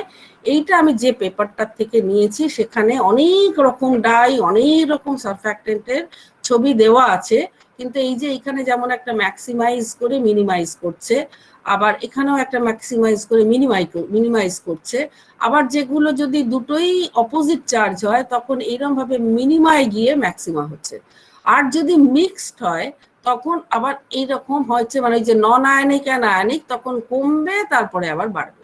তাহলে এই দুটো জায়গা থেকে আমরা এর মধ্যে কোনটা নেব আমি বুঝতে পারিনি, কিন্তু ডেফিনেটলি এইটার জন্য this concentration will be the CMC for this surfactant, এটার ক্ষেত্রেও এইটা, বা এইটার ক্ষেত্রে এই concentration will be the CMC of the এই পেপারটারও আমি ইন্ডিয়ান জার্নাল অফ কেমিস্ট্রি আমি রেফারেন্সটাও দিয়েছি ইন্টারনেটে, জাস্ট সিএমসি অফ সারফ্যাক্টেন্টস দিলেই এই পেপারটা 2-3 নম্বরের মাথায় চলে আসবে। আরেকটা পেপারে আমি যেটা পেলাম সেটা খুব ইন্টারেস্টিং, কিন্তু এইটা যে জিনিসটা নিয়ে করা হয়েছে সেটা হচ্ছে silver nano particles, forget about it is silver nano particles, কিন্তু এটা আমরা ধরে নিতে পারি যেহেতু এখানে সিলভার আয়ন আছে, তাই জন্য এটাকে আমরা ধরে নিতে পারি ইট ইজ এ ক্যাটায়নিক ময়েন্টি। তাহলে এইরকম একটা, এবং তার নিশ্চয়ই কোনো অ্যাবজর্বেন্স স্টাডি করা হয়েছে, এবং অ্যাবজর্বেন্স স্টাডির এই ভ্যালুগুলো ডিফারেন্ট মাইসেল কনসেন্ট্রেশনে ওরা দেখছে 410-এ মোটামুটি বা 405-এ একটা পিক আসছে। তাহলে আমার এক্সপেরিমেন্ট করতে যদি হয়, আমি এইটা ভাববেন না এইটার জন্য বলছি, ন্যানো পার্টিকেলস আমরা নিশ্চয়ই নিয়ে করতে পারবো না, কিন্তু প্রসিডিওরটা can be something like this. আমি জানি না কেন এটা নেগেটিভ ওইসব ব্যাপারগুলো হলো না, কারণ হচ্ছে মেবি দিস ন্যানো পার্টিকেলের কোনো একটা প্রপার্টি কিছু আছে, বাট আমার এই ছাত্রদের জন্য আমাদের কাজ হচ্ছে just to determine the CMC. তাহলে এইরকম ভাবে এই ওয়েভলেংথে ফিক্স রেখে এটা এসডিএস দিয়ে করেছে, দেখা যাচ্ছে এরকম একটা লাইন পাচ্ছে, তারপরে যেটা সুচন্দা সেদিন আগের দিন বলছিল, তাহলে intersection of the two lines করলে I can get CMC value for SDS. ঠিক তেমনি এটা দেওয়া হয়েছে for CTAB for the cationic dye, এইটা দেওয়া হয়েছে for the neutral dye. So this is a method by which we can determine. তাহলে আমাকে জাস্ট এই এক্সপেরিমেন্টটা করে দেখতে হবে ফর এনি ডাই। আমার মনে হয় ওদের ওই নেগেটিভ হচ্ছে অপোজিট চার্জ ওসব দরকার নেই, একটা ক্যাটায়নিক ডাই একটা ক্যাটায়নিক সারফ্যাক্ট্যান্ট দিয়ে এই কাজটা করিয়ে দেওয়া যাবে, but you have to do it experimentally and then data is needed. কারণ ওই রিসার্চ পেপারে এত কিছু থাকে, ওই জন্য আমি আর এর মধ্যে ঢুকে করিনি। আরেকটা এক্সপেরিমেন্ট যেটা হচ্ছে effect of ionic strength on the rate of persulphate iodide reaction, মানে basically it is the study of primary kinetic salt effect. এইটা একটা পেপারে পুরো প্রসিডিওরটা দেওয়া আছে, সেইটার লিঙ্কটাও আমি দিয়েছি, সেই লিঙ্কটা আমি এখানে লিখেও দিয়েছি। এইটার তো কোনো ডেটা আমার কাছে নেই, আমরা করিও নি, এটা না করা পর্যন্ত করা যাবে না। তাও আমি একটু লিঙ্কটা খুলে দেখানোর চেষ্টা করছি। পয়েন্টার একবার লেজার নিলে না পয়েন্টারটা, হ্যাঁ এটা কোন ইউনিভার্সিটিতে আছে এই এক্সপেরিমেন্টটা? এইটা হচ্ছে বার্ডওয়ান আছে, স্টেট ইউনিভার্সিটিতে আছে। এটা ভালো এক্সপেরিমেন্ট অম্বিকেশ, কিন্তু কেন কোথাও ইন্টারনেটে কিচ্ছু নেই আমি জানি না। এটা কি ক্লক মেথডে স্টাডি করছে কানেক্টটা? হ্যাঁ ক্লক মেথড। এই দেখো না এখানে থিওরি অনেক বলেছে, থিওরি বলার পর যে প্রসিডিওরটা দিয়েছে সেই প্রসিডিওরটাতে আছে দেখো, জাস্ট 10টা সলিউশন বানিয়েছে, এই কেআইএস স্ট্রেংথটা সেম রেখেছে, থাইও স্ট্রেংথটাও সেম রেখেছে, আর ওই আয়নিক স্ট্রেংথটা চেঞ্জ করার জন্য পটাশিয়াম নাইট্রেটটাকে চেঞ্জ করেছে, স্টার্চও অ্যাড করেছে, আর পার ডাই সালফেটটাও এই সেম একটু ভ্যারি করিয়েছে। তারপরে আয়োডোমেট্রিক্যালি আর টাইট্রেশন করেও করা যায়, কিন্তু তোমার এইখানে বেস্ট আমি যেটা দেখলাম যে ক্লক মেথডে কিছুই না, তুমি 10টা সলিউশন বানালে, তুমি যেই আয়োডাইডটা দিয়ে দিলে, এই বাদ বাকিগুলো বানিয়ে রেখে দিলাম, এইটা যেই আয়োডাইডটা দিলাম সঙ্গে সঙ্গে আয়োডিনটা লিবারেটেড হবে, এবং জাস্ট টাইমটা নোট করব, আর তো কিচ্ছু না। ঠিক আছে, তো ওইভাবে আমরা তাহলে আয়নিক, তাহলে প্রত্যেকটা রেট পেয়ে যাব আমরা, এবং রেট থেকে আমরা আয়নিক স্ট্রেংথের ফর্মুলা এখানে দিয়ে অ্যাড করলে আমরা এটা করতে পারি। আমি অনেক রকম প্রসিডিওর খুঁজেছি, কিন্তু তাতে আমি দেখলাম দেখো the rate of the reaction per disulphate কিভাবে কতটা চেঞ্জ হচ্ছে পার টাইম, কতটা চেঞ্জ হচ্ছে তো আমরা জানি, আমরা কি নিয়েছি, আর কতটা টাইম লাগলো ফর দিস রিঅ্যাকশন এটা আমরা জানি। তাহলে এইভাবেই আমি এই একটা ক্লক রিঅ্যাকশনের প্রচুর ভিডিও আছে, পার ডাইসালফেট অ্যান্ড আমরা যেরকম করি না H2O2 দিয়ে ক্লক রিঅ্যাকশন করি, এইটা ওরা করেছে পার ডাইসালফেট দিয়ে, খুব সুন্দর। মানে একটাতে কখন ফিরে আসছে সেটা ওখানে যেমন যাচ্ছিল আসছিল, এখানে হবে না, কারণ এক্সট্রা থায়ো দিয়ে দেওয়া আছে, ওই থায়োটাকে কখন কভার আপ করছে। তো এই আমি একটা লিটারেচার পেয়েছি, এটা আমি দিলাম, আমি জানি না এটা কোনো হেল্প করবে কিনা, আপাতত তো করবে না। তো এছাড়া আমার পক্ষে আর কিছু এর নিয়ে এগোনো আমার পক্ষে সম্ভব হয়নি। তা আমি এই পুরো জিনিসগুলোই আমি এইটা পুরোটা বাঞ্চটাও দিয়ে দেব। and of course thank you for your patience. স্পেকট্রোফটোমেট্রিক্যালি যে সিএমসি স্টাডি, সিএমসি ডিটেইলস এটা কোন ইউনিভার্সিটিতে আছে? এটা আমাকে সম্রাজ্ঞী বলেছিল, আর একটা কেউ বলেছিল বর্ধমানের বা কল্যাণী, ঠিক মনে পড়ছে না। ঠিক আছে, কৌশিকদা বলতে কিছু বলবেন? বলো কৌশিকদা। আমি বেরোই তাহলে প্রেজেন্টেশনের ব্যাপারটা থেকে বেরোবো? থাক এটা পরে লাগবে একটু পরে লাগবে। কিছু ডেটা দিতে পারবে তোমাকে? কে একবার বলবো? মুকুট বলছে। হ্যাঁ বল। বলছি তুমি ওই যেটা ন্যানো পার্টিকেলের দেখালে না, তুমি ওই গ্রাফটা একবার দেখাও। ওটা হচ্ছে ন্যানো পার্টিকেল অ্যাকচুয়ালি একটা সারফেস প্লাজমন রেজোনেন্স। তো ওইটা হচ্ছে ওই সারফেস প্লাজমন রেজোনেন্সটাকে তুমি মনিটর করছে, ওরা যেটা লিখেছে এটা এক্স্যাক্টলি তুমি আগেরটা যেভাবে এক্সপ্লেন করলে এই একই এক্সপ্লেনেশন। সেটা হচ্ছে যে মুহূর্তে তোমার সিএমসি দেখো যেই কনসেন্ট্রেশন বাড়াচ্ছ তুমি, ওইটার পিকটা বেড়ে যাচ্ছে।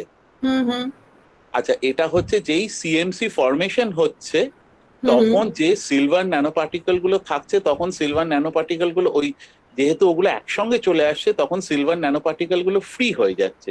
যেহেতু ফ্রি হয়ে যাচ্ছে, তখন সিলভার ন্যানো পার্টিকেলের যে এসপিআর ব্যান্ডের যে ইন্টেন্সিটি, সেই ইন্টেন্সিটিটা ইনক্রিজ করে যাচ্ছে এইটা। আচ্ছা আর আর সিলভার ন্যানো পার্টিকেলটা তোমার এমনিতে হচ্ছে মানে কোনো চার্জ নেই, ওগুলো Ag0 ধরা হয় এই ক্ষেত্রে। তো এবার তুমি ওই যে কমা বাড়া বললে, হয়তো সেই কারণে কমা বাড়াটা তুমি এখানে নোটিস করছো না। পাইনি, আমি বললাম তো আমি সিলভার ন্যানো পার্টিকেলের ব্যাপারটা খুব ভালো দেখিনি বা না মানে বুঝিনি। এইটুকুই হ্যাঁ। হচ্ছে এর পেছনে, মানে তুমি এক্স্যাক্টলি আগের যে সাইন্টিফিক এক্সপ্লেনেশন দিলে এখানটাও দিদি একদমই কিন্তু ওই কারণে হয়তো তুমি ওই উপর নিচটা হ্যাঁ হ্যাঁ পাচ্ছ হ্যাঁ না। হ্যাঁ, ওকে ওকে, থ্যাংক ইউ থ্যাংক ইউ। এটা আমার কিছুতেই মাথায় আসছিল না, ওয়াই ইজ ইট দ্যাট এখানে তো এনহ্যান্স ডিক্রিজ করে বাড়া উচিত ছিল if this paper is speaking the truth. এবং এটা বহুদিনের পুরনো পেপার, প্রচুর সাইটেশনের, হ্যাঁ, তাহলে এইটা তো তা কেন হচ্ছে না এটা আমি বুঝিনি। তখন বুঝেছি ন্যানো পার্টিকেলস এর কোনো একটা গল্প আছে। অ্যাকচুয়ালি ন্যানো পার্টিকেলস এর যে কোনো মানে তুমি কোনো ফ্লোরোসেন্ট প্রোব যদি ন্যানো পার্টিকেলে দিয়ে যখন স্টাডি করা হয়, এইরকমই ওই অবজারভেশন, মানে তখন ফ্লোরোসেন্সটা কমছে বা বাড়ছে ওইটা স্টাডি করা হয় আর কি। হ্যাঁ হ্যাঁ হ্যাঁ, তো আমি এইটাই সাজেস্ট করবো যাদের এই এক্সপেরিমেন্টটা আছে তারা এই শুধু ক্যাটায়নিকটা নিয়ে, মানে যেহেতু পজিটিভ পাবো ক্যাটায়নিক ডাই ক্যাটায়নিক সারফ্যাক্ট্যান্ট, তাহলে এই ধরনেরই একটা আমরা গ্রাফ পেতে পারি। সেখান থেকে যেরকম আগের দিন সুচন্দ্রা দেখাচ্ছিল, জাস্ট দুটো ইকুয়েশনকে সলভ করলেই আমরা we can get the CMC. সঞ্জয়দি, কন্ডাক্টোমেট্রিক্যালি তো আয়নিক যে সারফ্যাক্ট্যান্ট গুলো তাদের সিএমসি খুব সুন্দর, খুব সহজেই পাওয়া যায়। খুব সুন্দর, তো কন্ডাক্টোমেট্রিক্যালি তো দারুণ হবে। আমি তো অরূপ ব্যানার্জির সঙ্গে কথা বললাম, ও তো একজন সারফেস কেমিস্ট্রির লোক, ও আমায় বললো আমরাও তো কন্ডাক্টোমেট্রিক্যালি করেছি, আমরা যখন ল্যাবে কাজ করতে গেছি। সেটা নেই কোথাও না, স্পেকট্রোফটোমেট্রিক্যালি লেখা আছে, তো এই তো খুব মুশকিল। ওইটা এমএসসি তে আছে, ওরা করে। আমার ওটা তো আরো ইজি মুকুট, ওটা তো আরো ইজি। হ্যাঁ হ্যাঁ, আরো ইজি, কিন্তু ওইটা এমএসসি তে করে দাদা। আমি জানি না, আমার কাছে এই রিকোয়েস্টটা এসেছিল, তাই জন্য আমার বুদ্ধিতে চা করিয়েছে, আমি একটু জাস্ট চেষ্টা করেছি একটু হিন্টস দেওয়ার জন্য।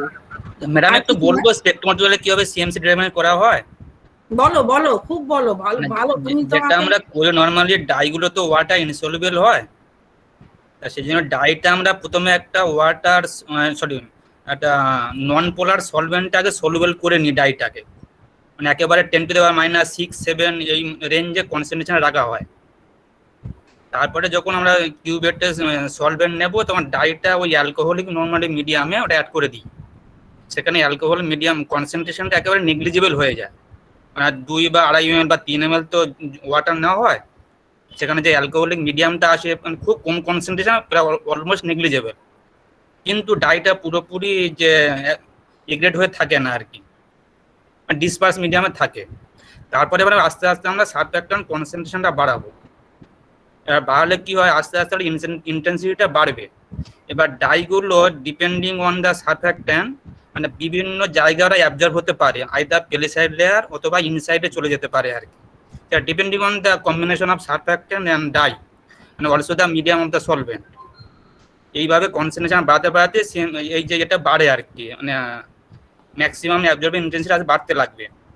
যখন এবারে সারফ্যাক্ট্যান্টটা সিএমসি কাছে চলে যাবে, তখন কি হবে, তার যে পজিশনটা ডাইটা কমপ্লিট অকুপাই করে নেয়, কোন জায়গাটা গেলে সে সুইটেবল পজিশনটা পাবে, তারপর থেকে ইন্টেন্সিটিটা অলমোস্ট নেগলিজেবল বাড়ে আর কি।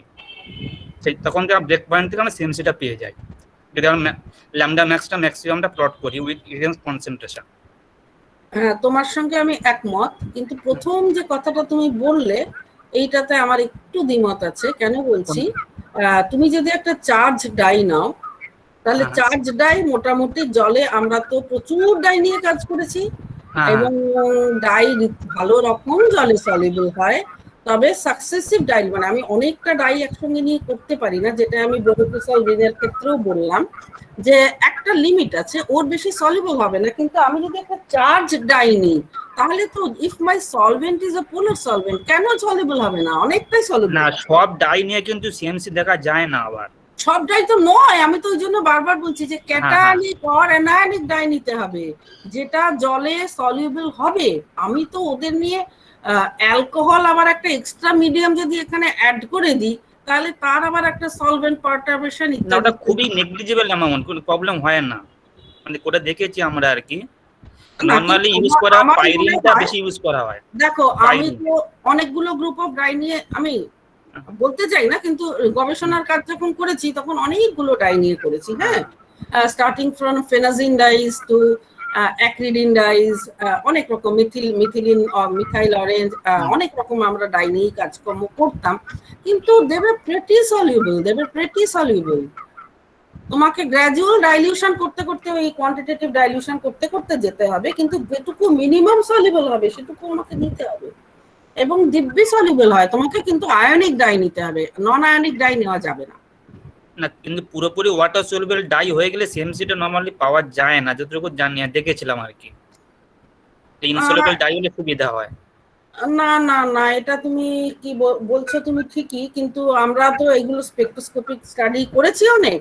হ্যাঁ, ডাই আমি আরেকটাও জিনিস ওখানে অ্যাড করা হতো, রেডক্স রিঅ্যাকশন করা হতো, কিন্তু তার মধ্যে সারফ্যাক্ট্যান্ট মিডিয়াম নিয়ে প্রচুর স্পেকট্রার কাজ করেছি, কিছুই আমরা কোনো পারটারবেন্স পাইনি। স্পেকট্রোফটোমেট্রিক্যালি যদি সিএমসি ডিটারমিন মানে অ্যাবজর্বেন্স ভ্যালু করে টোরে আমরা করেছি টোটাল স্পেকট্রা।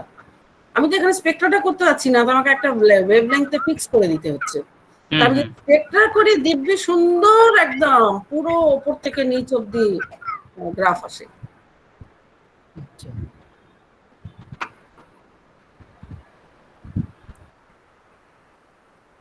কৌশিক দা বলো, এবার কি নামাবো নিতিন, না থাকবে? না, কৌশিক দা বোধহয় কিছু বলবেন বোধহয়। আচ্ছা আচ্ছা, কৌশিক দা বলুন। কৌশিক দা বলুন। না, আমি বিশেষ কিছু আর বলার নেই, সেটা নয়। আমি মানে জানি না আমি ঠিক বলছি কিনা, ওই শর্মিলার ওই প্রথমটা আর কি, যেটা পিএইচ ডিটারমিনেশন, ওখানে যেটা সাইমালটেনিয়াস ইকুয়েশন সলিউশনটা কি খুব দরকার, না ওটাকে অন্যভাবে অ্যারিথমেটিক্যালি করা যায়? যেমন ধরা যাক যে কোনো একটা ওয়েভলেংথে যে বাফারের যে অ্যাবজর্বেন্সটা পাওয়া যাবে, আর সেই ওয়েভলেংথেই একদম কমপ্লিটলি অ্যাসিড আর কমপ্লিটলি অ্যালকালাইন মিডিয়ামের যে অ্যাবজর্বেন্স গুলো পাওয়া যাবে, হ্যাঁ, এক মিনিট, সেইখান থেকে ওগুলোকে অ্যারিথমেটিক্যালি কম্বাইন করে করা যায় না? অর্থাৎ এ বাফার মাইনাস এ অ্যাসিড বা এ অ্যালকালাইন মাইনাস এ বাফার, এইটা এর সাথে একটা জিনিস যেটা লাগবে যে এক্সটিংশন কোএফিসিয়েন্ট, তাই তো? এক্সটিংশন কোএফিসিয়েন্টটা যেরকম ভাবে ওখানে করা হয়েছে সেভাবেই করা হোক। এক্সটিংশন কোএফিসিয়েন্ট মানে কমপ্লিটলি অ্যালকালাইন আর কমপ্লিটলি অ্যাসিডের যে ভ্যালুটা হয়েছে তাকে কনসেন্ট্রেশন দিয়ে ডিভাইড করে দেবো। আলটিমেটলি সেটা আমি কিন্তু করে দেখিনি, আমার যেটা মনে হচ্ছে ফাইনাল ইকুয়েশনে দেখা যাবে যে ওটা একটা রেশিও মতন আসবে, এক্সটিংশন কোএফিসিয়েন্ট একটা রেশিও আসবে। রেশিও যদি এসে যায় তাহলে কনসেন্ট্রেশনটাও ক্যান্সেল করে যাবে, ডাই কনসেন্ট্রেশনটা ফ্যাক্টরটা ক্যান্সেল করে যাবে, ওই ফ্যাক্টরটা ক্যান্সেল করে যাবে। বেসিক্যালি তো এখানে তাই করছি, বেসিক্যালি তাই, কিন্তু তাহলে আমি বলছি কনসেন্ট্রেশনটা দিয়ে ভাগ করে দিলাম। আমি সেটাই বলছি যে অ্যারিথমেটিক্যাল পার্টটা আরেকটু ইজিয়ার হয় বোধহয়, মানে বা এক্সেলেও বোধহয় আরেকটু সহজ হয়, মানে একটা সাইমালটেনিয়াস ইকুয়েশন সলভ করার থেকে। এটা একটু ভেবে দেখো, এটা আমার মনে হয়েছে আর কি। ঠিক আছে, আগে তো কোনো রাস্তা ছিল না, একটা রাস্তা বার করেছি। হ্যাঁ, এবার সেই রাস্তাকে আরো মসৃণ করতে হবে, আরো পিচ ঢালতে হবে, আরো অনেক কিছু করতে হবে, এইটাই আর কি। ওটা থাকলে, ডেটাগুলো থাকলে ওই যোগ বিয়োগ গুণভাগ করে করে দেওয়া যায়। হ্যাঁ কৌশিক দা, ল্যাবে গিয়ে যখন এই এক্সপেরিমেন্টটা করব তারপরে সেই ডেটাটা নিয়ে অনেক ভাববো, কিন্তু এখন এই কি বলুন, আমি তো এইটুকু লেখা নিয়ে শুরু করেছি, আর কিচ্ছু জানতাম না, জাস্ট এইটা আর একটা জায়গায় শুধু এইটা আমি আর লেখাটা দিইনি, এইটার আমরা স্টক সলিউশন বানিয়েছিলাম, এই করে তারপরে সে দুটো ইকুয়েশন লিখেছে, তারপরে হোয়াট ভ্যালু গো হিয়ার দিয়ে তার সলিউশন সে পায়নি, কেউ তাকে সলিউশন দেয়নি। তো এইখান থেকে নিয়ে একটু জাস্ট যেটুকু বুদ্ধিতে, নিশ্চয়ই এটা করে দেখে, মানে এই যে ডেটাটা আছে এটাকে একবার ওইভাবে চেক করে দেখো যে একই রেজাল্ট পাওয়া যাচ্ছে কিনা। ঠিক আছে, ঠিক আছে, এটাই করতে যাচ্ছি। ঠিক আছে, আদারওয়াইজ তো কিছু বলার নেই, একই রেজাল্ট হবে, কোনো চিন্তার কারণ নেই। একটু শিখুক না, ওরা তো অনেক এক্সেল করেছে, মানে ফিফথ সেমিস্টার তো এক্সেলে ভরে গেছে ওদের। না তা বলে ফিজিক্যাল কেমিস্ট্রিকে যেন এক্সেল ছাপিয়ে না যায় এটা দেখতে হবে। আর কিছু করার নেই, যে সিলেবাস কৌশিকদা যা ফিফথ সেমিস্টারের সিলেবাস আমার মনে হয় কালকা ইউনিভার্সিটি এক্সেল ফিজিক্যাল কেমিস্ট্রিকে ছাপিয়ে গেছে কালকা ইউনিভার্সিটি সিলেবাসে। এক্সেল একটা একদম। টুলের মতোই থাকবে, একটা টুল একদম। যেভাবে ইউজ করা হয় সেরকমই থাকবে। টুল হিসেবে তো ব্যবহার করা হয়নি, মানে কিভাবে এক্সেল স্ট্যাটিস্টিক্যাল ক্যালকুলেশন গুলো করা হচ্ছে কিভাবে, সেই সবও তো আমাদের সিলেবাসে আছে। আমাদের তো আচ্ছা। মানে হ্যাঁ, এক্সেল সাবজেক্ট হয়ে গেছে, এক্সেল ইজ আ সাবজেক্ট, টুল নয়। It's not a tool. Yeah. এটা নিয়ে আমি অনেকবার বলেছি। আচ্ছা শর্মিলাদি, আজকাল এই যে পুরো কোর্সটা দেখলাম, শুনলাম, অ্যাটেন্ড করলাম, প্রচুর এক্সপেরিমেন্টে আলটিমেটলি এক্সেলে ইউজ আছে। যখন পরীক্ষা হয় এই অনলাইন মোডে নয়, রিয়েল সেন্সে যখন বা রিয়েল ভাবে যখন পরীক্ষা হয়, তখন কি এত কম্পিউটার ওরা প্রোভাইড করতে পারে? আমি আন্ডার গ্রাজুয়েট কলেজগুলোর কথা বলছি। এই সিলেবাস নেওয়ার পরে তো এখন একদিনও পরীক্ষা হয়নি। না, আমি একটু ইয়ে করলাম, বলছি যে পরীক্ষা তো আমরা নিয়েছি, ফার্স্ট সেমিস্টার নিয়েছি, থার্ড সেমিস্টার নিয়েছি, এত কম্পিউটার অ্যাপ্লাই করতে, হ্যাঁ 4-5টা করে কম্পিউটার অ্যাপ্লাই করা হয়েছে। ওদের ভাগ করে কাজ করতে বলেছি, তোমরা আগে এই পোর্শনটা করে নাও, তোমরা এখানে এসে ডেটা করো, এবং দিব্যি সুন্দর। এখানে অভিজিৎ আছিস? কোন অভিজিৎ? অভিজিৎ সাহা? অভিজিৎ সাহা, হ্যাঁ আছি। ছিল তো? হ্যাঁ বল। একটু সময় লেগেছে আমাদের, ফ্যান্টাস্টিক কাজ করেছে ওরা, সেটা তুই বল। তুমি বললে তো। না, সেটা খুব ভালো কথা। আমরা দুবার পরীক্ষা নিলাম, দুবার আমরা কি ফার্স্ট সেমিস্টার একবার থার্ড সেমিস্টার দুবার পুরো এক্সেল ইউজ করে পরীক্ষা নিয়েছি। হ্যাঁ, দুবার এক্সেল নিয়ে, তাতে ভালো হয়েছে। তো একবার টেমপ্লেটটা বানিয়ে দেওয়া হয়েছিল, হ্যাঁ টেমপ্লেট একটা করে দিয়েছি যাতে ওরা, হ্যাঁ একটা রাফ টেমপ্লেট করে দেওয়া হয়েছে, এবার ওরা নিজেরা খুঁজে বার করেছে টাইম সেভ করার জন্য। এবং রেজাল্ট খুব ভালোই এসেছিল, গ্রাফও ভালো এসেছিল, ওদের প্রত্যেকেই ভালোই পড়েছিল আর করতে পেরেছে। এবং ছেলেমেয়েরা তো দেখলাম যে আমাদের থেকেও ওরা এক্সেল বা এগুলো খুব ভালোই পারে, মানে কখন বুঝেছিলাম আর কি। আচ্ছা শর্মিলাদি, আমার একটা জায়গাতে একটু খটোমটো লাগছে, সেটা হচ্ছে ওই যে যখন কালার চেঞ্জ হচ্ছে, আপনি ওই সিএমসি ডিটারমিনেশন আপনি এক্সপ্লেনেশনটা দিলেন যে একটা ক্ষেত্রে, স্পেসিফিক একটা ক্ষেত্রে, যে ডাইমারের অ্যাকোয়াস মিডিয়ামে ডাইমার হিসাবে থাকে, তার থেকে যখন আমি মাইসেল এর মধ্যে ঢুকাচ্ছি তখন সেখানটাতে মনোমার হিসেবে থাকছে। এটাতে আমার একটু আপত্তি আছে। আমার যেটা মনে হয় এই চেঞ্জটা হচ্ছে ডিউ টু পোলারিটি চেঞ্জ।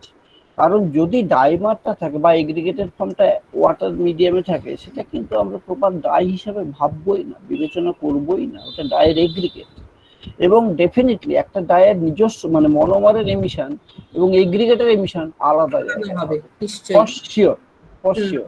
কাজে অতখানি কিন্তু আপনি দেখবেন যে খুব বেশি শিফট হয় না সেইভাবে।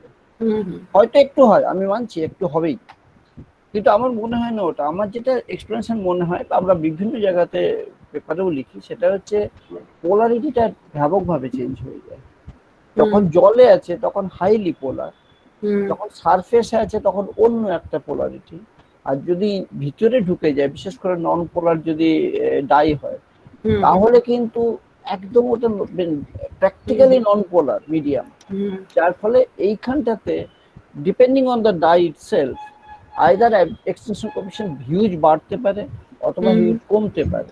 এবং এটার জন্যই ওটা বাড়ছে, কখনো কখনো কমছে, এরকম। এবারে বলবেন যে তাহলে পজিটিভ নেগেটিভ চার্জ যখন ডায়ের হচ্ছে, এবং যদি আমার মাইসেলটাও পজিটিভ নেগেটিভ চার্জ হয়, তাহলে কি হবে? তাহলে তো সেটা ভিতরে যেতে পারছে না। এখানে আমাদের এক্সপ্লেনেশন সবসময় থাকে যে না, একটা ডাই মলিকুলের পুরোটাতে চারদিকে পজিটিভ এটা হতে পারে না, একটা সেন্টার আছে পজিটিভ, বাকিটা কিন্তু অ্যারোমেটিক পার্ট। অর্থাৎ ওই ডাইটা তখন একটা পোর্শন থাকছে পোলার, যেটা কিনা জলের দিকে ফেস করে থাকতে চায় এবং থাকে, আমরা অনেক জায়গাতে দেখিয়েছি থাকে। আর নন পোলার যে পার্টটা অর্থাৎ অ্যারোমেটিক পার্টটা, that penetrates into the micelle. এবং এই যে পোলারিটিটা চেঞ্জ হয়ে গেল in the major part of the ডাইগুলো সাধারণত একটা বড় মলিকিউল, তাতেই কিন্তু ওই এক্সটেনশন কোএফিসিয়েন্টের হিউজ চেঞ্জ হয়ে যায়। এইটা হচ্ছে আমার কাছে অ্যাকসেপ্টেবল, মানে মোর অ্যাকসেপ্টেবল। হ্যাঁ নিতিন, আমি তোমায় বলি, আমি ওইখানে যেটুকু যা বলেছি ওটা ওই ভদ্রলোকের ওই পেপার যেটা রেফার করেছি তার এক্সপ্লেনেশন আমি খুব মাথার মধ্যে ঘামাইনি, বুঝেছো তো? কিন্তু একটা জাস্ট হেল্প করা যে কিভাবে জিনিসটা করা যেতে পারে। ঠিক, বাকি খুব সুন্দর হয়েছে, কিন্তু আমি বলছি যে এই এক্সপ্রেশনটা আমার কাছে অ্যাকসেপ্টেবল নয়। হ্যাঁ ঠিক, আমি যেটা বললাম সেটা, কারণ সলভেন্ট চেঞ্জে এক্সটেনশন কোএফিসিয়েন্ট বিশাল ভাবে। তুমি দেখো না 1994 এর paper Indian journal of chemistry, আরে তখনকার দিনে হয়তো ওটা অ্যাকসেপ্টেবল ছিল, ছিল না। ঠিক আছে, ফার্স্ট ক্লাস। ম্যাম একটা কথা জিজ্ঞাসা করবো? কাকে বল, আমাকে বলছো? বলো। হ্যাঁ ম্যাম, বলছি যে আননোন পিএইচটা, এটা কি আমরা মানে ধরুন যদি আমরা একটা ক্যালিব্রেশন কার্ভ করে নিই, সেখান থেকে ডিরেক্টলি গ্রাফ থেকে আমরা ক্যালকুলেট করতে পারি না? সে তো আগের দিনের এক্সপেরিমেন্ট যেটা করলাম সেটা তো ক্যালিব্রেশন কার্ভে করলাম। তাহলে তুমি এটাকে সিঙ্গেল বাফার আরেকটা আলাদা এক্সপেরিমেন্ট হিসেবে এটা থেকে যদি ভাবতে হয় তখন আমাকে এইভাবেই জিনিসটা ভাবতে হবে। সঞ্জীব বাবু, আগের দিন যেটা করেছি পিকেআইএন, সেখান থেকে তো ডিরেক্টলি এটা মানে করে দেওয়া যায়। হ্যাঁ, কিন্তু তোমার এখানে আগের দিনে পিকেআইএনটা দেওয়া ছিল না, ওটা বার করতে হয়েছিল। এইবার তোমাকে আবার তাহলে এখানে করতে গেলে সিরিজ অফ বাফার করতে হবে, তারপরে পিকেআইএন বার করতে হবে, তার মধ্যে তুমি ক্যালিব্রেশন করবে যে কোনো একটা আননোন কনসেন্ট্রেশন বার করে। হ্যাঁ, মানে সেটা ফ্লিপ হয়ে যায়। একদম হতেই পারে। আর আরেকটা হচ্ছে ওই যে যেটা পারডা সালফেটের কাইনেটিক স্টাডির কথা বলছিলেন, আমরা যদি পুরো একটা রিঅ্যাকশন মিক্সচার তৈরি করে নিই, দিয়ে ওইখান থেকে রিঅ্যাকশন মিক্সচার খানিকটা নিয়ে সেলের মধ্যে দিয়ে স্পেকট্রোফটোমিটারে দিয়ে দিই, তাহলে সেটা তো টাইমলি অ্যাবজর্বেন্সটা চেঞ্জ হবে বা ট্রান্সমিটেন্সটা চেঞ্জ হবে। এটা স্পেকট্রোফটোমেট্রিক্যালি করা যাবে না, এটা 4th সেমিস্টারের সিলেবাসে আছে, ফলে এটা তোমার অ্যানালিটিক্যাল মেথডে করতে হবে। স্পেকট্রোফটোমিটার ওগুলো তো আমাকে সম্রাজ্ঞী ডেটা দিয়েছে, দুর্দান্ত ডেটা, ওইটা দিয়ে দিব্যি করে ওরা প্রেসিডেন্সির এমএসসি করাতো, আমাকে ডেটা দিয়েছে, সেটা তো আমি করতে পারলাম না, এটা তোমাকে অ্যানালিটিক্যালি করতে হবে। আচ্ছা আচ্ছা, আমাদের যাদবপুরে স্পেকট্রোফটোমেট্রিক্যালি কাইনেটিক স্টাডি আছে, এই আয়ন এক্সটেন্ট এফেক্টটা। হ্যাঁ, এটা করেছিলাম, করা যেতেই পারতো, ওটা আমাকে ডেটাও দিল সম্রাজ্ঞী। আমি তো প্রথমে ভাবলাম ওইটার মিক্সচার গুলো ধরে যদি টাইমটা ধরে কিছু করা যায়, তা কিন্তু সেটা করা গেল না। হ্যাঁ, তো ফলে ওখান থেকে করা যাবে না, ইটস কমপ্লিটলি ডিফারেন্ট সেটআপ। এটা ওই ক্লকের মতন ভাবে করতে হবে, 4th semester, no spectrophotometer, just analytical method. এখন এই দুটো করে দেখতে হবে, এছাড়া আর কিছু নাই। সেক্ষেত্রে আমার তো সাজেশন হবে যে আপনারা যারা সিনিয়র আছেন এবং যারা এইসব গুলো সেট করেন, তারা you can just revise the or resample the syllabus. তারপরে এই যে এত কমপ্লিকেটেড স্পেকট্রোফটোমেট্রিক্যালি সিএমসি বের করার দরকার কি, যখন কন্ডাক্টোমেট্রি দিয়ে এত সুন্দর এত সহজ বলো সহজভাবে হয়, তাহলে এগুলো রিসাপল করুন অথবা মডিফাই করুন সিলেবাস। সেটা কি আমাদের হাতে তো আর নয় নিতিন, মানে এখানে অনেকে মুকুট বাবু আছে, আরো অনেকে আছে, আমাদের সিউর কে আছে? কেউ নেই। আচ্ছা, বলছি শর্মিলা দি, বলো। বিশ্বজিৎ বলছি। হ্যাঁ, বলছি এই যে সিএমসি ডিটারমিনেশন স্পেকট্রোফটোমেট্রিক্যালি, হ্যাঁ, বেসিক্যালি একটা ক্যাটায়নিক ডাই ইউজ করা হচ্ছে, একটা অ্যানায়নিক সারফেক্ট্যান্ট। না, ক্যাটায়নিক ভার্সেস ক্যাটায়নিক যদি নিই তাহলে ওইরকম ধরনের পজিটিভ পাবো না। আমি যেটা বলছি, ধরুন যদি আপনি এভাবে ভাবেন, হ্যাঁ, ক্যাটায়নিক ডাই আর একটা অ্যানায়নিক সারফেক্ট্যান্ট, হ্যাঁ, এবং এই যে ক্যাটায়নিক ডাই যেগুলো আপনি ক্রিস্টাল ভায়োলেট বলছেন, বা ধরুন মিথাইল ভায়োলেট বা ম্যালাকাইট গ্রিন, এগুলোর হচ্ছে একটা পিক থাকে আর একটা শোল্ডারিং থাকে। মানে একটা হচ্ছে ডিস্টর্টেড হেলিক্যাল আইসোমার আর একটা হচ্ছে হেলিক্যাল আইসোমার, এই দুটো ইকুইলিব্রিয়ামে থাকে। তো এবার ইনিশিয়ালি যখন আপনি ডাইয়ের মধ্যে যখন সারফেক্ট্যান্ট অ্যাড করছেন, যখন আপনার কনসেন্ট্রেশনটা খুব লো থাকছে, ডাই সারফেক্ট্যান্ট একটা ইন্টারাকশনটা হয়। আমি বলছি ধরুন সিএমসির আগে আপনি একটা ভাবতে পারেন যে একটা প্রিমাইসেলার কমপ্লেক্স যেটা হতে পারে, যেখানে কিনা ক্যাটায়নিক ডাই এবং অ্যানায়নিক ডাই অ্যানায়ন ইন্টারাকশন। ফলে কি হবে, যখনই ডাইয়ের মধ্যে যখনই আপনি সার্ফেক্টেন্টটা অ্যাড করছেন, তখন নেচার অফ দ্য পিক কিন্তু চেঞ্জ হয়ে যাবে, সরি বলছি অ্যাবজর্বেন্সটা হচ্ছে কমতে থাকবে। এবং ইনিশিয়ালি ধরুন যখন সার্ফেক্টেন্টটা কম থাকছে এবং যখন প্রিমাইসেলার যখন ফর্ম করছে, তখন বেসিক্যালি কোনো একটা আইসোমারকে ফেভার করতে পারে। সেটা মেইনলি মানে অ্যাকচুয়াল যেটা পিক আইসোমার, যেটাকে বলছে হেলিক্যাল আইসোমার, সেটাকে হয়তো ফেভার করলো না, মেবি আরেকটা যেটা ডিস্টর্টেড হেলিক্যাল আইসোমার ওটাকে ফেভার করলো। ফলে নেচার অফ দ্য পিক কিন্তু চেঞ্জ হয়ে থাকবে। এবার যখন আপনার বেসিক্যালি এখানে ডাই সার্ফেক্টেন্ট ইন্টারাকশন হচ্ছে, এবার সিএমসি যখন কাছাকাছি যখন আসবে বা যখন অফ দ্য সিএমসি, তখন কি হবে, ডাইয়ের সঙ্গে সার্ফেক্টেন্টের ছেড়ে যাবে। তখন বেসিক্যালি সার্ফেক্টেন্ট ইটসেলফ এগ্রিগেট করবে। যেটা আগে এগ্রিগেশনটা ছিল আপনার সার্ফেক্টেন্ট এন্ড ডাই সার্ফেক্টেন্ট ইন্টারাকশন বলছি, একটা প্রিমাইসেলার কমপ্লেক্স তৈরি করছে, সেটা কিন্তু ফ্রি হয়ে যাবে, ডাইটা ফ্রি হয়ে যাবে ফ্রম দ্য সার্ফেক্টেন্ট। তখন সার্ফেক্টেন্ট ইটসেলফ একটা এগ্রিগেশন করবে। তখন কি হবে, নেচার অফ দ্য পিক আবার আগের জায়গাতে ফিরে যাবে। সেইখান থেকে স্পেকট্রোফটোমেট্রিক্যালি কিন্তু বলে দেওয়া যায় যে সিএমসিটা এই রিজিয়নে হবে, বা এটা কিন্তু করা যায়, মানে এরকম রিপোর্ট আছে। ঠিকই, বিশ্বজিৎ ঠিকই বলেছে, কিন্তু এগুলো ডিপেন্ড করবে absolutely on the nature of the dye, তুমি কোন ডাইটা নিচ্ছ তার উপর। আপনি নিরিন্দা, যেটা আপনার এই যে ক্যাটায়নিক ডাইগুলো যেটা বললাম আমি, ম্যালাকাইট গ্রিন হতে পারে বা মিথাইল ভায়োলেট হতে পারে, এদের ক্ষেত্রে কিন্তু একটা ইকুইলিব্রিয়াম থাকে। আপনার ওই হেলিক্যাল আইসোমার এবং ডিস্টর্টেড হেলিক্যাল আইসোমার মধ্যে একটা ইকুইলিব্রিয়াম থাকে। এবং দেখা যায় ইনিশিয়ালি যখন সার্ফেক্টেন্ট অ্যাড করা হচ্ছে, যখন সার্ফেক্টেন্ট ভেরি লো, প্রিমাইসেলার রিজিয়নে এখানে একটা এরকম কি বলে লেয়ার থাকে, সেইখানে ডাইটা থাকে। তখন যখন সেটা সম্পূর্ণ আলাদা। ঠিকই বলেছো, কিন্তু আমি বলছি পজিটিভ ক্যাটায়নিক ডাই হোক বা অ্যানায়নিক ডাই হোক, হাজার রকম আছে, সবার ক্ষেত্রে এটা প্রযোজ্য হবে নাও হতে পারে। এমনি প্রিমাইসেলার ইন্টারাকশন সেটা সবার ক্ষেত্রে সমান, কিন্তু কি ধরনের এফেক্ট হবে সেটা ডিপেন্ড করবে ডাইটা কি রকম। এই জন্য উনি অ্যাকচুয়ালি যে ডাইগুলোর কথা বললেন, এগুলোর ক্ষেত্রে কিন্তু সেটা অ্যাপ্লিকেবল হবে, ঠিক সেক্ষেত্রে হতেই পারে। এবং ইনিশিয়ালি দেখবেন যে আপনার ডিস্টর্টেড হেলিক্যাল আইসোমারের যে পিকটা খুব ছোট থাকে, যখনই আপনি সার্ফেক্টেন্টটা অ্যাড করছেন ওই পিকটা কিন্তু বাড়তে থাকে। তারপর একটা সময় আসবে যে হেলিক্যাল আইসোমারের যে পিকটা হচ্ছে ডিস্টর্টেড হেলিক্যাল আইসোমারের পিকটা বড় হয়ে যাবে। তারপর আবার যখন সিএমসির কাছে যখন আসবে, আবার উল্টো এফেক্টটা হবে, আগের জায়গাতে ফিরে যাবে। তখন হেলিক্যাল আইসোমারের পিকটা আবার বড় হতে থাকবে। এটা অবজার্ভ করা যায়।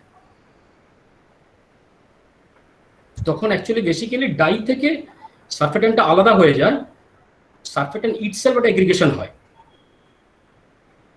এটাকে বেসিক্যালি সিএমসি বলা হচ্ছে এখানে। এবং আপনার টেনসিওমেট্রিক্যালি যদি আপনি করেন, টেনসিওমেট্রিক্যালি কিন্তু একই ঘটনাই ঘটে, মানে সিএমসির আগে একটা প্রি সিএমসি একটা হয়, যেটা এদের ক্ষেত্রে হয়। এই আপনার যে ক্যাটায়নিক ডাইয়ের সঙ্গে এই যে অ্যানায়নিক যে সার্ফেক্টেন্ট গুলোর সঙ্গে এটা একটু প্রি সিএমসি ওখানেও দেখা যায়। হ্যাঁ, ওই এইটা দেখতে গিয়ে আমি অনেকগুলো দেখলাম, একটা ঢুকতে পারলাম না পুরোটা, কিন্তু ওই ছবি অল্প ইয়ে দিয়ে তাতে দেখলাম যে ওরা কিন্তু শুধু এসিএমসি বার করেছে, শুধু কিন্তু ইয়ে নয়, মানে একটা স্পেকট্রোস্কোপিক স্টাডি থেকে নয়, ওরা টেনসিওমেট্রিক স্টাডি থেকে, ওরা কন্ডাক্টোমেট্রি তো বোধহয়, হ্যাঁ কন্ডাক্টোমেট্রিক টাইট্রেশন করেও, মানে অনেকগুলো কাজ করে একেবারে ওইটাকে কনফার্ম করেছে। আমাদের তো ছেলে মেয়েদের জন্য ভাবতে হবে যে সিম্পলেস্ট, কারণ এরা আন্ডার গ্রাজুয়েট স্টুডেন্ট। তো এখানে আপনি বেসিক্যালি ওই ডাই সার্ফেক্টেন্ট যে ইন্টারাকশন, মানে ক্যাটায়নিক অ্যানায়নিক ইন্টারাকশনটা হচ্ছে ইনিশিয়ালি, মানে আপনার যখন কনসেন্ট্রেশন খুব লো থাকে, তারপরে নেচারটা আবার চেঞ্জ হতে থাকবে। যখন হচ্ছে কনসেন্ট্রেশনটা বাড়তে থাকবে সার্ফেক্টেন্টের, তখন সার্ফেক্টেন্ট ইটসেলফ এগ্রিগেশন করবে। বিশ্বজিৎ, সেই জন্য আলোচনাটা ঘটে যায়নি নাকি? সিএমসি এই জন্য কিন্তু very much dependent on the method of study, মানে কি এক্সপেরিমেন্ট করা হচ্ছে তার উপর খুব ডিপেন্ড করে। একটা মেথডের হাতে লিটারেচার ভ্যালু আছে, সেটা অন্য জায়গাতে কিন্তু অ্যাজ সাচ অ্যাপ্লাই করা যায় না বা অ্যাকসেপ্ট করা যায় না। একটা অর্ডার, ঠিক আছে, দিস ইজ ওকে ফাইন, কিন্তু এক্সাক্ট ভ্যালু হিসেবে কখনোই নেওয়া যায় না। আর কেউ কিছু বলবেন?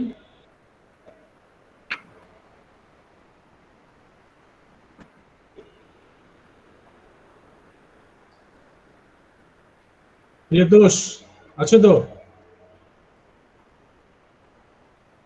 না, প্রিয়তোষদা বোধহয় নেই।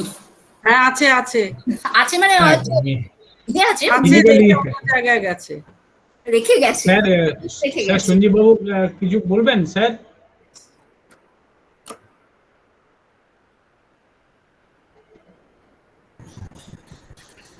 না, আমি কিছু বলছিলাম, তবে জেনারেল কিছু একটা কথা বলতে পারি। সেটা হচ্ছে যে এই যে সিরিজে 5 দিনে কতগুলো লেকচার হলো, প্রেজেন্টেশন হলো, এটা কিন্তু একটা ব্রিলিয়ান্ট এফোর্ট হয়েছে। এক নম্বর হচ্ছে প্রতিদিনই এতটা সুন্দর ডিসকাশন হয়েছে, তার মানে বোঝা যাচ্ছে এটা খুব কাজে লাগছে। তবে আজকের দিনের বলছি যে হ্যাঁ, এটা ঠিক যে দুতিন যেটা বললো যে একটা ডায়ের সাথে একটা সারফেক্টেন্টের ইন্টারাকশন হচ্ছে এবং সেগুলোর অনেকটাই কোথায় থাকছে ডাইটা তার উপর ডিপেন্ড করছে, সব কিছুই আছে। এবং এটা কিন্তু ডাইয়ের উপর ডিপেন্ডেন্ট, এটা ঠিক। ডাইয়ের উপর কিরকম ডাই নেওয়া হচ্ছে সেই অনুযায়ী কিভাবে নেচারটা কিরকম ভাবে চেঞ্জ করছে, ইনক্রিজ করছে এটা ডিক্রিজ করছে, সেগুলো ডিপেন্ড করবে পার্টিকুলারলি অন দ্য। এবং এই যে বিশ্বজিৎ বললেন যে সিএমসির আগে প্রথমেই একটা ব্রেক পাওয়া যায়, সিএমসির আগেই পাওয়া যায়, সেটাও ঠিক। হ্যাঁ, প্রি-সিএমসি একটা ব্রেক পাওয়া যায়, সেটাই হচ্ছে যখন এটা ইন্টারাকশন হয় তখন ওই প্রপার্টিটাতে ইউজুয়ালি একটা ব্রেক পাওয়া যায়। এক্সাক্ট থিওরিটা কি সেটা কিন্তু কমপ্লিকেটেড, কারণ অনেক রকম ইকুইলিব্রিয়াম আছে সলিউশন। প্রত্যেকটা ইকুইলিব্রিয়াম ধরে এ সমস্ত করলে দেখা মানে একটা ফর্মুলা আনা যায়, তাতে আর আলটিমেটলি আসে যে ওই সারফেক্টেন্টের কনসেন্ট্রেশন না, কিন্তু মাইসেলের কনসেন্ট্রেশনের সাথে ওটা একটা সিগময়েড টাইপের একটা গ্রাফ দেখতে পাওয়া যায়। কিন্তু সেরকম ইকুয়েশনগুলো খুব কমপ্লিকেটেড থাকে, সলিউশন করতে সব ধরে মানে die surfactant interaction, die interaction, এই যে ডাইমার যেটা বলছে সেটাও একটা ফ্যাক্টর, এবং সারফেক্টেন্ট ইন্টারাকশন, এই সমস্ত ইকুইলিব্রিয়ামগুলো ধরে একটা ইকুয়েশন বার করা যায়, কমপ্লিকেটেড একটু আন্ডার সার্টেন সিম্পলিফাইং অ্যাসাম্পশন। সেগুলোকে একটা দেখা যায় একটা চেঞ্জ বোঝা যাচ্ছে, এবং চেঞ্জটা সারফেক্টেন্টের কনসেন্ট্রেশনের সাথে যেটা রিলেটেড নয়, সেটা হচ্ছে ওই মাইসেলের কনসেন্ট্রেশনের সাথে একটা সম্পর্ক আছে। এরকম একটা দেখা যাচ্ছে not the surfactant concentration but মাইসেলের কনসেন্ট্রেশন মানে হচ্ছে total concentration of the surfactant minus CMC divided by the application number. এরকম একটা এর সাথে একটা সম্পর্ক আছে। যাই হোক, তবে এই সমস্ত এক্সপেরিমেন্ট দিয়েছে ইউনিভার্সিটিতে আন্ডারগ্রাজুয়েট লেভেলে, এটা দিয়েছে ঠিক আছে, কিন্তু এটা কিন্তু না দিলেই ভালো হতো। এগুলো এক্সপেরিমেন্ট খোলা থাকলেই ভালো হতো for the post graduate level. তার থেকে সঞ্জীবটা কন্ডাক্টোমেট্রিক্যালি কেন দিল না বুঝতে পারলাম না, ওটা তো সবাই আছে সব কলেজে। হ্যাঁ, আন্ডারগ্রাজুয়েট লেভেলে এটা ওয়েল বিহেভড এক্সপেরিমেন্ট দেবে, যেটা জানে মানে প্রিন্সিপালটা খুব সহজে কথা দিলে ভালো। আর আমার এক্সপেরিমেন্টটার সম্বন্ধে আমারও মনে হয়েছিল, যেটা ওই সঞ্জীবের মনে অবশ্যই একই রকম মনে হয়েছিল প্রথমে, যে এত কাণ্ড কেন করছি, ওজন করে ডাইয়ের করতে হবে, একটা সলিউশন বানাতে হবে, তার থেকে সব তিনটে সলিউশনের আমি তিনটে রিডিং নিচ্ছি ঠিকই, এই 6টা রিডিং নিচ্ছি ঠিকই, তিনটে সলিউশনের অনেক কিছু কাজকর্ম করতে হবে, তারপর একটা পেয়ে। কিন্তু যেটা ক্যালিব্রেশন কার্ভ যেটা আগের দিন এক্সপেরিমেন্ট হয়েছে, ওই এক্সপেরিমেন্টের লেজুর হিসেবে এই এক্সপেরিমেন্টটা দেখলে কোনো ক্ষতি নেই। কিন্তু আমি যদি একটা বাবা সলিউশন বানাই, একটু 5 খাড়া 6 খাড়া নিয়ে একটা স্ট্রেট লাইন বার করি, সেখানে পিকেআইও দরকার নেই, ক্যাটেগরি ইন্ডিকেটর ওই রেঞ্জের মধ্যে বাই প্রোডাক্ট বেরিয়ে যাবে, আর ওইখান থেকে আমাদের ক্যালিব্রেশন কার্ভ থেকে আমার তো মনে হয়, সেটা আমার দেখা নেই, ল্যাবরেটরি খুললে হয় যে ওই যে এই ভ্যালু গুলো পাওয়া যাচ্ছে ডিফারেন্ট পিএইচ, এইগুলোকেই যদি পিএইচ এর এগেইনস্টে প্লট করা যায়, তাহলে একটা মোটামুটি স্মুথ কার্ভই পাওয়া যাবে। এবং সেই স্মুথ কার্ভ গুলোকে that may serve as a calibration curve. Calibration curve absolutely right. কিন্তু সজীব একটা প্রবলেম আছে, সেটা হচ্ছে ইন্ডিভিজুয়াল ক্যান্ডিডেটকে যখন পরীক্ষাতে দেওয়া হবে তখন তো তার কাজটা লেংদি হয়ে যাবে না, এটা একটা বটে না। আর এখানে ডাইটা যদি আমরা তো ডাই ওদের বানাতে দেব না, ডাই সেটা বলছি, আমরা স্টক সলিউশন দিয়ে দেব, শুধু বলবো। আমি সঞ্জীবটা সেটাই বলতে চাইছি যে সেক্ষেত্রে এই সেকেন্ড এক্সপেরিমেন্টে যেটা আজ ডিসকাস করেন শর্মিলাদি, ডাইটা তো ওরা অলরেডি স্টক সলিউশন দিয়ে না এক্সপেরিমেন্ট ঠিক আছে, এক্সপেরিমেন্টে কোনো গন্ডগোল নেই। রাইট রাইট, পরীক্ষার জন্য এটা কোনো গন্ডগোল নেই। কিন্তু ওই দুটো অ্যাসিডিক আর বেসিক সলিউশন বানাবে, আর ডাইটের পরিমাণ মেশাবে, স্পেকট্রা নেবে, আর একটা ক্যালকুলেশন সাইমালটেনিয়াস করবে, 6টা রিডিং নেবে, আর কিছু না। ইনফ্যাক্ট আমি একবার দেখেছিলাম ভোগেলের কোয়ান্টিটেটিভ বইয়ে একটা ইন্ডিকেটর কনস্ট্যান্ট জাতীয় একটা এক্সপেরিমেন্ট ছিল, সেখানে ওরা ওইরকম একটা ইলাবোরেট এক্সপেরিমেন্ট ওই মানে অ্যাসিডিক রেঞ্জে অ্যাসিড ফর্মের আর অ্যালকাইল ফর্মের একটা এক্সটিংশন কোএফিশিয়েন্ট বার করার আমার মনে নেই এবং এটা, কিন্তু ভোগেলের কোয়ান্টিটেটিভ বইয়ে এরকম একটা এক্সপেরিমেন্ট আছে। কিন্তু সেটা ইন্ডিকেটর কনস্ট্যান্ট বার করার সংক্রান্ত একটা এক্সপেরিমেন্ট আছে, ওইটা আমার মোটেই পছন্দ হয়নি। তবে এমনি প্রিন্সিপাল হিসেবে যেটা শর্মিলা বলেছে সেটা কিন্তু সব ঠিক আছে, কোনো ভুল নেই, সেটা সব ঠিক আছে। 6টা রিডিং এরও কি দরকার আছে? আমি একটু বলি, 6টা রিডিং এরও কি দরকার আছে? যে কোনো একটা, যে আমি যে ওয়েভলেংথে কাজ করছি সেই ওয়েভলেংথে 3টে রিডিং এ তো সাফিসিয়েন্ট, তাই নয় কি? না, সেই ওয়েভলেংথে যদি দুটো ফর্ম থাকে, দুটো ফর্মই এত, আমি তো অ্যালকালাইন আর completely alkaline completely acidic reading গুলো পাচ্ছি, যেখান থেকে এক্সটিংশনটা লাগবে ওই ওয়েভলেংথের। কিন্তু যে ওয়েভলেংথ সেই ওয়েভলেংথে যদি অ্যাসিডিক ফর্মটাও অ্যাবজর্ব করে এবং অ্যালকালাইন ফর্ম, দুটো ফর্মই অ্যাবজর্ব করে, তাহলে টোটাল অ্যাবজর্বেন্সটা হচ্ছে দুটো সাম অ্যাসিডিক ফর্ম। সেই জন্যই দুটো ইকুয়েশন আছে। না সেই জন্যই তো আমি ডিফারেন্সটা যখন নিচ্ছি, যে বাফারের থেকে অ্যাসিড ডিফারেন্স, বাফারের থেকে অ্যালকালাইনের ডিফারেন্সটা নিচ্ছি, একটা করেসপন্ড করছে HIN আর একটা করেসপন্ড করছে IN minus with their extinction coefficients তার মধ্যে থাকছে। আর এক্সটিংশন কোএফিসিয়েন্ট গুলো রেশিওটা আমি পেয়ে যাচ্ছি অ্যালকালাইন ফর্ম আর অ্যাসিডিক ফর্মের অ্যাবজর্বেন্স থেকে, তাই নয় কি? শিওর কৌশিক দা, এটা একবার মানে হাতে করে একটা লোকের ডেটা জাস্ট এক্সটিংশন কোএফিসিয়েন্ট গুলো, ওই জন্যই তো বলছি তোমার কাছে তো যে ডেটা আছে না, তোমার কাছে যে ডেটাটা আছে, তুমি ওটাকে 445 এরও করতে পারো বা 615 এও করতে পারো, আলাদা আলাদা করে দেখতে পারো যে একই জায়গা আসছে কিনা।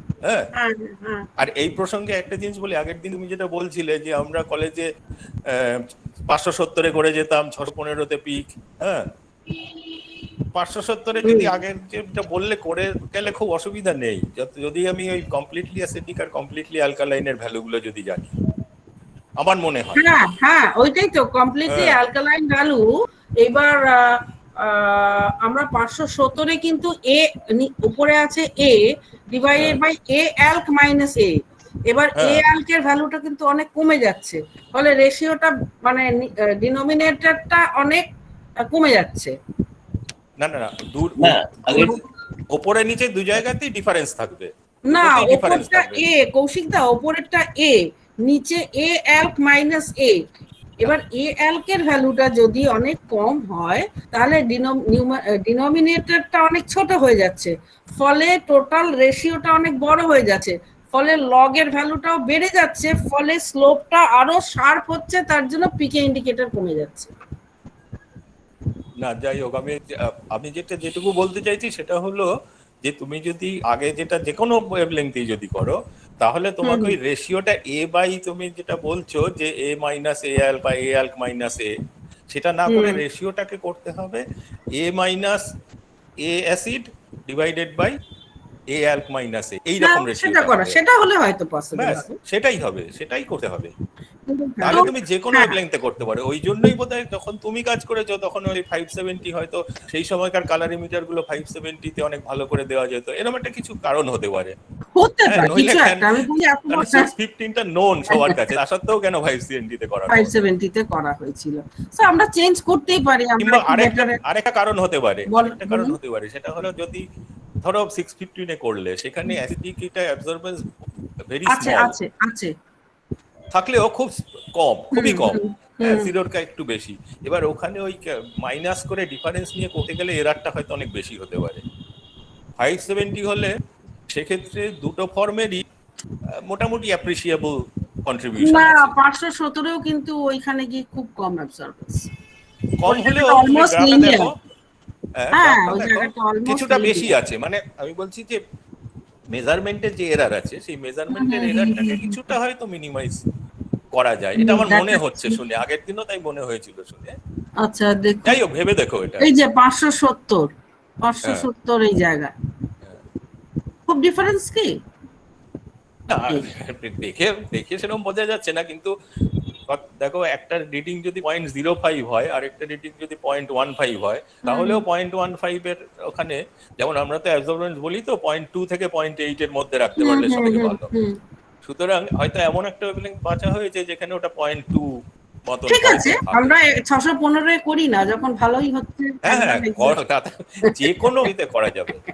হ্যাঁ, থিওরিটিক্যালি আইসোস্টিকেও করা যাবে, কিন্তু সেখানে সেই ভ্যালুগুলো এত যে সে রেশিওটার উপরে কোনো এই থাকবে না, মানে তার যে এরারটা হবে সেই এরারটার উপর কোনো কন্ট্রোল নেই। ঠিক আছে, ওকে।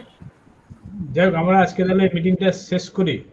আর আলোচনা না করাই বোধহয় 9টা বাজতে যায়।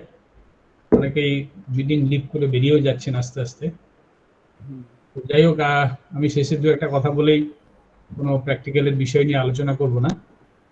আমাদের পিসিটিএফ এর একটা সিদ্ধান্ত হয়েছিল যে শর্মিলা ভট্টাচার্য দিদি আর সুসন্দা বিশ্বাসের যুগলবন্দিতে আমাদের প্র্যাকটিক্যাল নিয়ে কিছু আলোচনা হোক, যেহেতু কেমিস্ট্রি ল্যাবরেটরি বেস সাবজেক্ট। বিভিন্ন ইউনিভার্সিটিতে সিবিসিএস সিস্টেমে নতুন নতুন প্র্যাকটিক্যাল এসছে, এটা নিয়ে একটু আলোচনা হলে ভালো হয়। তো গত 5 দিন ধরে আলোচনা হলো এবং সুচন্দ্রা এবং রবীন্দ্রাদি যথেষ্ট এফোর্ট দিয়ে জিনিসগুলো তৈরি করেছে এবং প্রেজেন্ট করেছে। খুবই ইন্টারাকশনও হয়েছে। আরো কিছু প্রশ্ন জেগেছে, প্রশ্ন সমাধান একসঙ্গে একদিনে হয়ে যায় না, হবে আবার পরে কোনো একটা সময় সুযোগ করে। প্রথম দিন আমি দেখেছিলাম 84 জনের উপর যোগদান করেছিল। আজকে সেটা নেমে বলে 44 না 45 এসছে। প্রথম দিন থেকে পঞ্চম দিন পর্যন্ত ধীরে ধীরে পার্টিসিপেন্ট কমেছে। যাই হোক, তাহলেও 44-45 জন কম নয়। এই অনলাইন মিটিং এ সেটা সম্ভব হয়েছে। তো এই জায়গায় দাঁড়িয়ে আমাদের পিসিটিএফ এটাও এক্সেলে ফিট করে দিতে পারো অম্বিকেশ, এই ডেটাটাও ফিট করে দিতে পারো এক্সেলে। আমাদের প্রথমে যেটা আমরা দেখছিলাম পিসিটিএম এর ওই প্ল্যাটফর্মটা আপাতত এক্সেলের সেশন হিসাবেই চলছিল, থিওরিটিক্যাল এক্সেল চলছিল। যাই হোক, সেটা কালকাটা ইউনিভার্সিটি সিলেবাসে যেহেতু খুব ভার আছে সাবজেক্ট হিসাবে, সেটা হয়েছে, ভালোই হয়েছে। তারপরে আমাদের মনে হয়েছিল যে এটা এক্সেল যদি হতে পারে, এক্সপেরিমেন্টাল প্র্যাকটিক্যাল হবে না কেন আর কি, সেইটা আলোচনা হলো। বিশেষ করে শর্মিলাদি এবং সুজনটাকে বিশেষ ধন্যবাদ, অভিনন্দন। আর আজকে আমরা তাহলে এখানে মিটিংটা শেষ করছি। আমাদের এই প্রত্যেকটা মিটিং এ বিশেষ করে সঞ্জীব ব্যাক্সি স্যার, কৌশিক দা, প্রতীক দা, রানা দা এরা থেকেছেন, নিতিন দা এরা সকলে থেকেছেন এবং সবটা কান দিয়ে ভালো করে শুনেছেন। শুনে যেখানে যেখানে মতামত দেওয়া সেইগুলো তারা দিয়েছেন, আমরা সকলেই উপকৃত হয়েছি। তো আমরা চেষ্টা করবো আবার, যদি এরকম করোনা চলতেই থাকে তাহলে আমরা অনলাইনে মিটিং হয়তো করতে হতে পারে, আমরা করব। লাস্টে প্রিয়তোষ বোধহয় এসে জয়েন করেছে না ছিল, আমি জানি না। আমি শেষ করব। হ্যাঁ, থ্যাংক ইউ। না, রতিন গত মিটিং এ বলছিল যে এর পরে কি করা হবে, তো আমি বললাম যে ওয়ার্কিং গ্রুপে আলোচনা হবে নিশ্চয়ই, কারণ লোকজন চাইছে, এটা খুব পরিষ্কার, যদিও অ্যাটেন্ডেন্স ক্রমশ কমেছে কিন্তু লোকজন চাইছে এবং খুব কাজেরও হচ্ছে, এটা নিয়ে কোনো সন্দেহ নেই। তো গ্রুপে আলোচনার মাধ্যমে আমরা ঠিক করার চেষ্টা করবো যে এর পরেটা কি হতে পারে, যদিও আগামী কয়েকদিন বা হয়তো কয়েকটা সপ্তাহ একটু ব্যস্ত থাকতে হবে পরীক্ষার জন্য, কিন্তু তার মধ্যে আমরা ওয়ার্কিং গ্রুপে বসে আশা করি সিদ্ধান্ত নিতে পারবো এবং আলোচনা নিরিখেই হবে, মানে গ্রুপে আলোচনা নিরিখেই। ফলে আপনারা বা তোমরা যারা এখনো রয়েছে তারা গ্রুপে সাজেশন দিতে পারো, মন্তব্য করতে পারো যে পরে কি হলে হতে পারে, কারণ আমাদের একটু সময় লাগে স্পিকার খোঁজার ব্যাপারে বা ইত্যাদি ইত্যাদি। তো খুব ভালো হলো, এই সিরিজটা শেষ হলো, সব ভালো যাচ্ছে। Thank you very much. এই দুজনকে বিশেষ করে ধন্যবাদ দেওয়া হচ্ছে, অসম্ভব পরিশ্রম করেছে দুজনে। আমি আসলে আর দিলাম না, কারণ এত কাছে থাকে যে সাউন্ডটা দিলে মুশকিল হয়ে যাবে, স্ক্যাটার হয়ে। না, আমাদের তরফ থেকেও আমি বলছি, সুজনরা এবং আমার তরফ থেকে আমরা তো এটা করছিলামই, ফার্স্ট সেম থার্ড সেম করার পর আমাদের খুব ভালো লেগেছিল এবং আমরা সঙ্গে সঙ্গে দিয়ে দিচ্ছি, টিচাররা ক্লাসে ডিসকাস করতে পারছে, সবকিছুই আমরা দিয়ে দিয়েছিলাম। তো বিশেষ করে এটার পর আমরা ভেবেইছিলাম আমরা করব, কিন্তু যখন রিয়তেশের সঙ্গে এই আইডিয়াটা শেয়ার করলাম, ও বললো why not through PCTF, and of course PCTF has provided us the platform. We are thankful PCTF members also, মানে যারা কোর কমিটিতে আছেন, that in our way আমরা আমাদের যতটুকু জ্ঞান গমিতাই দিয়েই চেষ্টা করেছি, এইটুকু। আমাদের এটাকে কোর কমিটি বলে না, এটাকে ওয়ার্কিং গ্রুপ বলে, ঠিক আছে? আচ্ছা আচ্ছা, ওয়ার্কিং কোর নয়, ওয়ার্কিং। Labour group. হ্যাঁ, এখন আমাদের সব ইউনিভার্সিটিতে এখন পরীক্ষা চলছে এবং খাতা দেখার একটা চাপও আছে। আমরা আবার বসে নিয়ে ওয়ার্কিং গ্রুপে আলোচনা করে কি করা যায় সেটা হবে। পিসিটিএফ এর সাজেশন আসলে আমাদের আলোচনা করতে সুবিধা হবে, সিদ্ধান্ত নিতে সুবিধা হবে। ইউটিউব লিঙ্কটিং গুলো দিয়ে দিচ্ছি, ডেটা দিয়ে দিচ্ছি, রাইট আপ দিয়ে দিচ্ছি, সবকিছু দিয়ে দিচ্ছি, তো সেই জন্য অনেকেই হয়তো সময় এখানে ব্যয় করতে পারছেন না, এটাও একটা ব্যাপার। এই হয়ে যাবে, আমি আবার সব দিয়ে দেবো, যে কারণে সবকিছুই ছাত্রদের হাতে তুলে দেওয়া যাবে। ওকে, ঠিক আছে, তাহলে আজকে এখানে শেষ হলো। শুভরাত্রি সবাইকে, সবাই করোনা পরিস্থিতিতে সাবধানে থাকবেন, ভালো থাকবেন। Okay, thank you all. Thank you.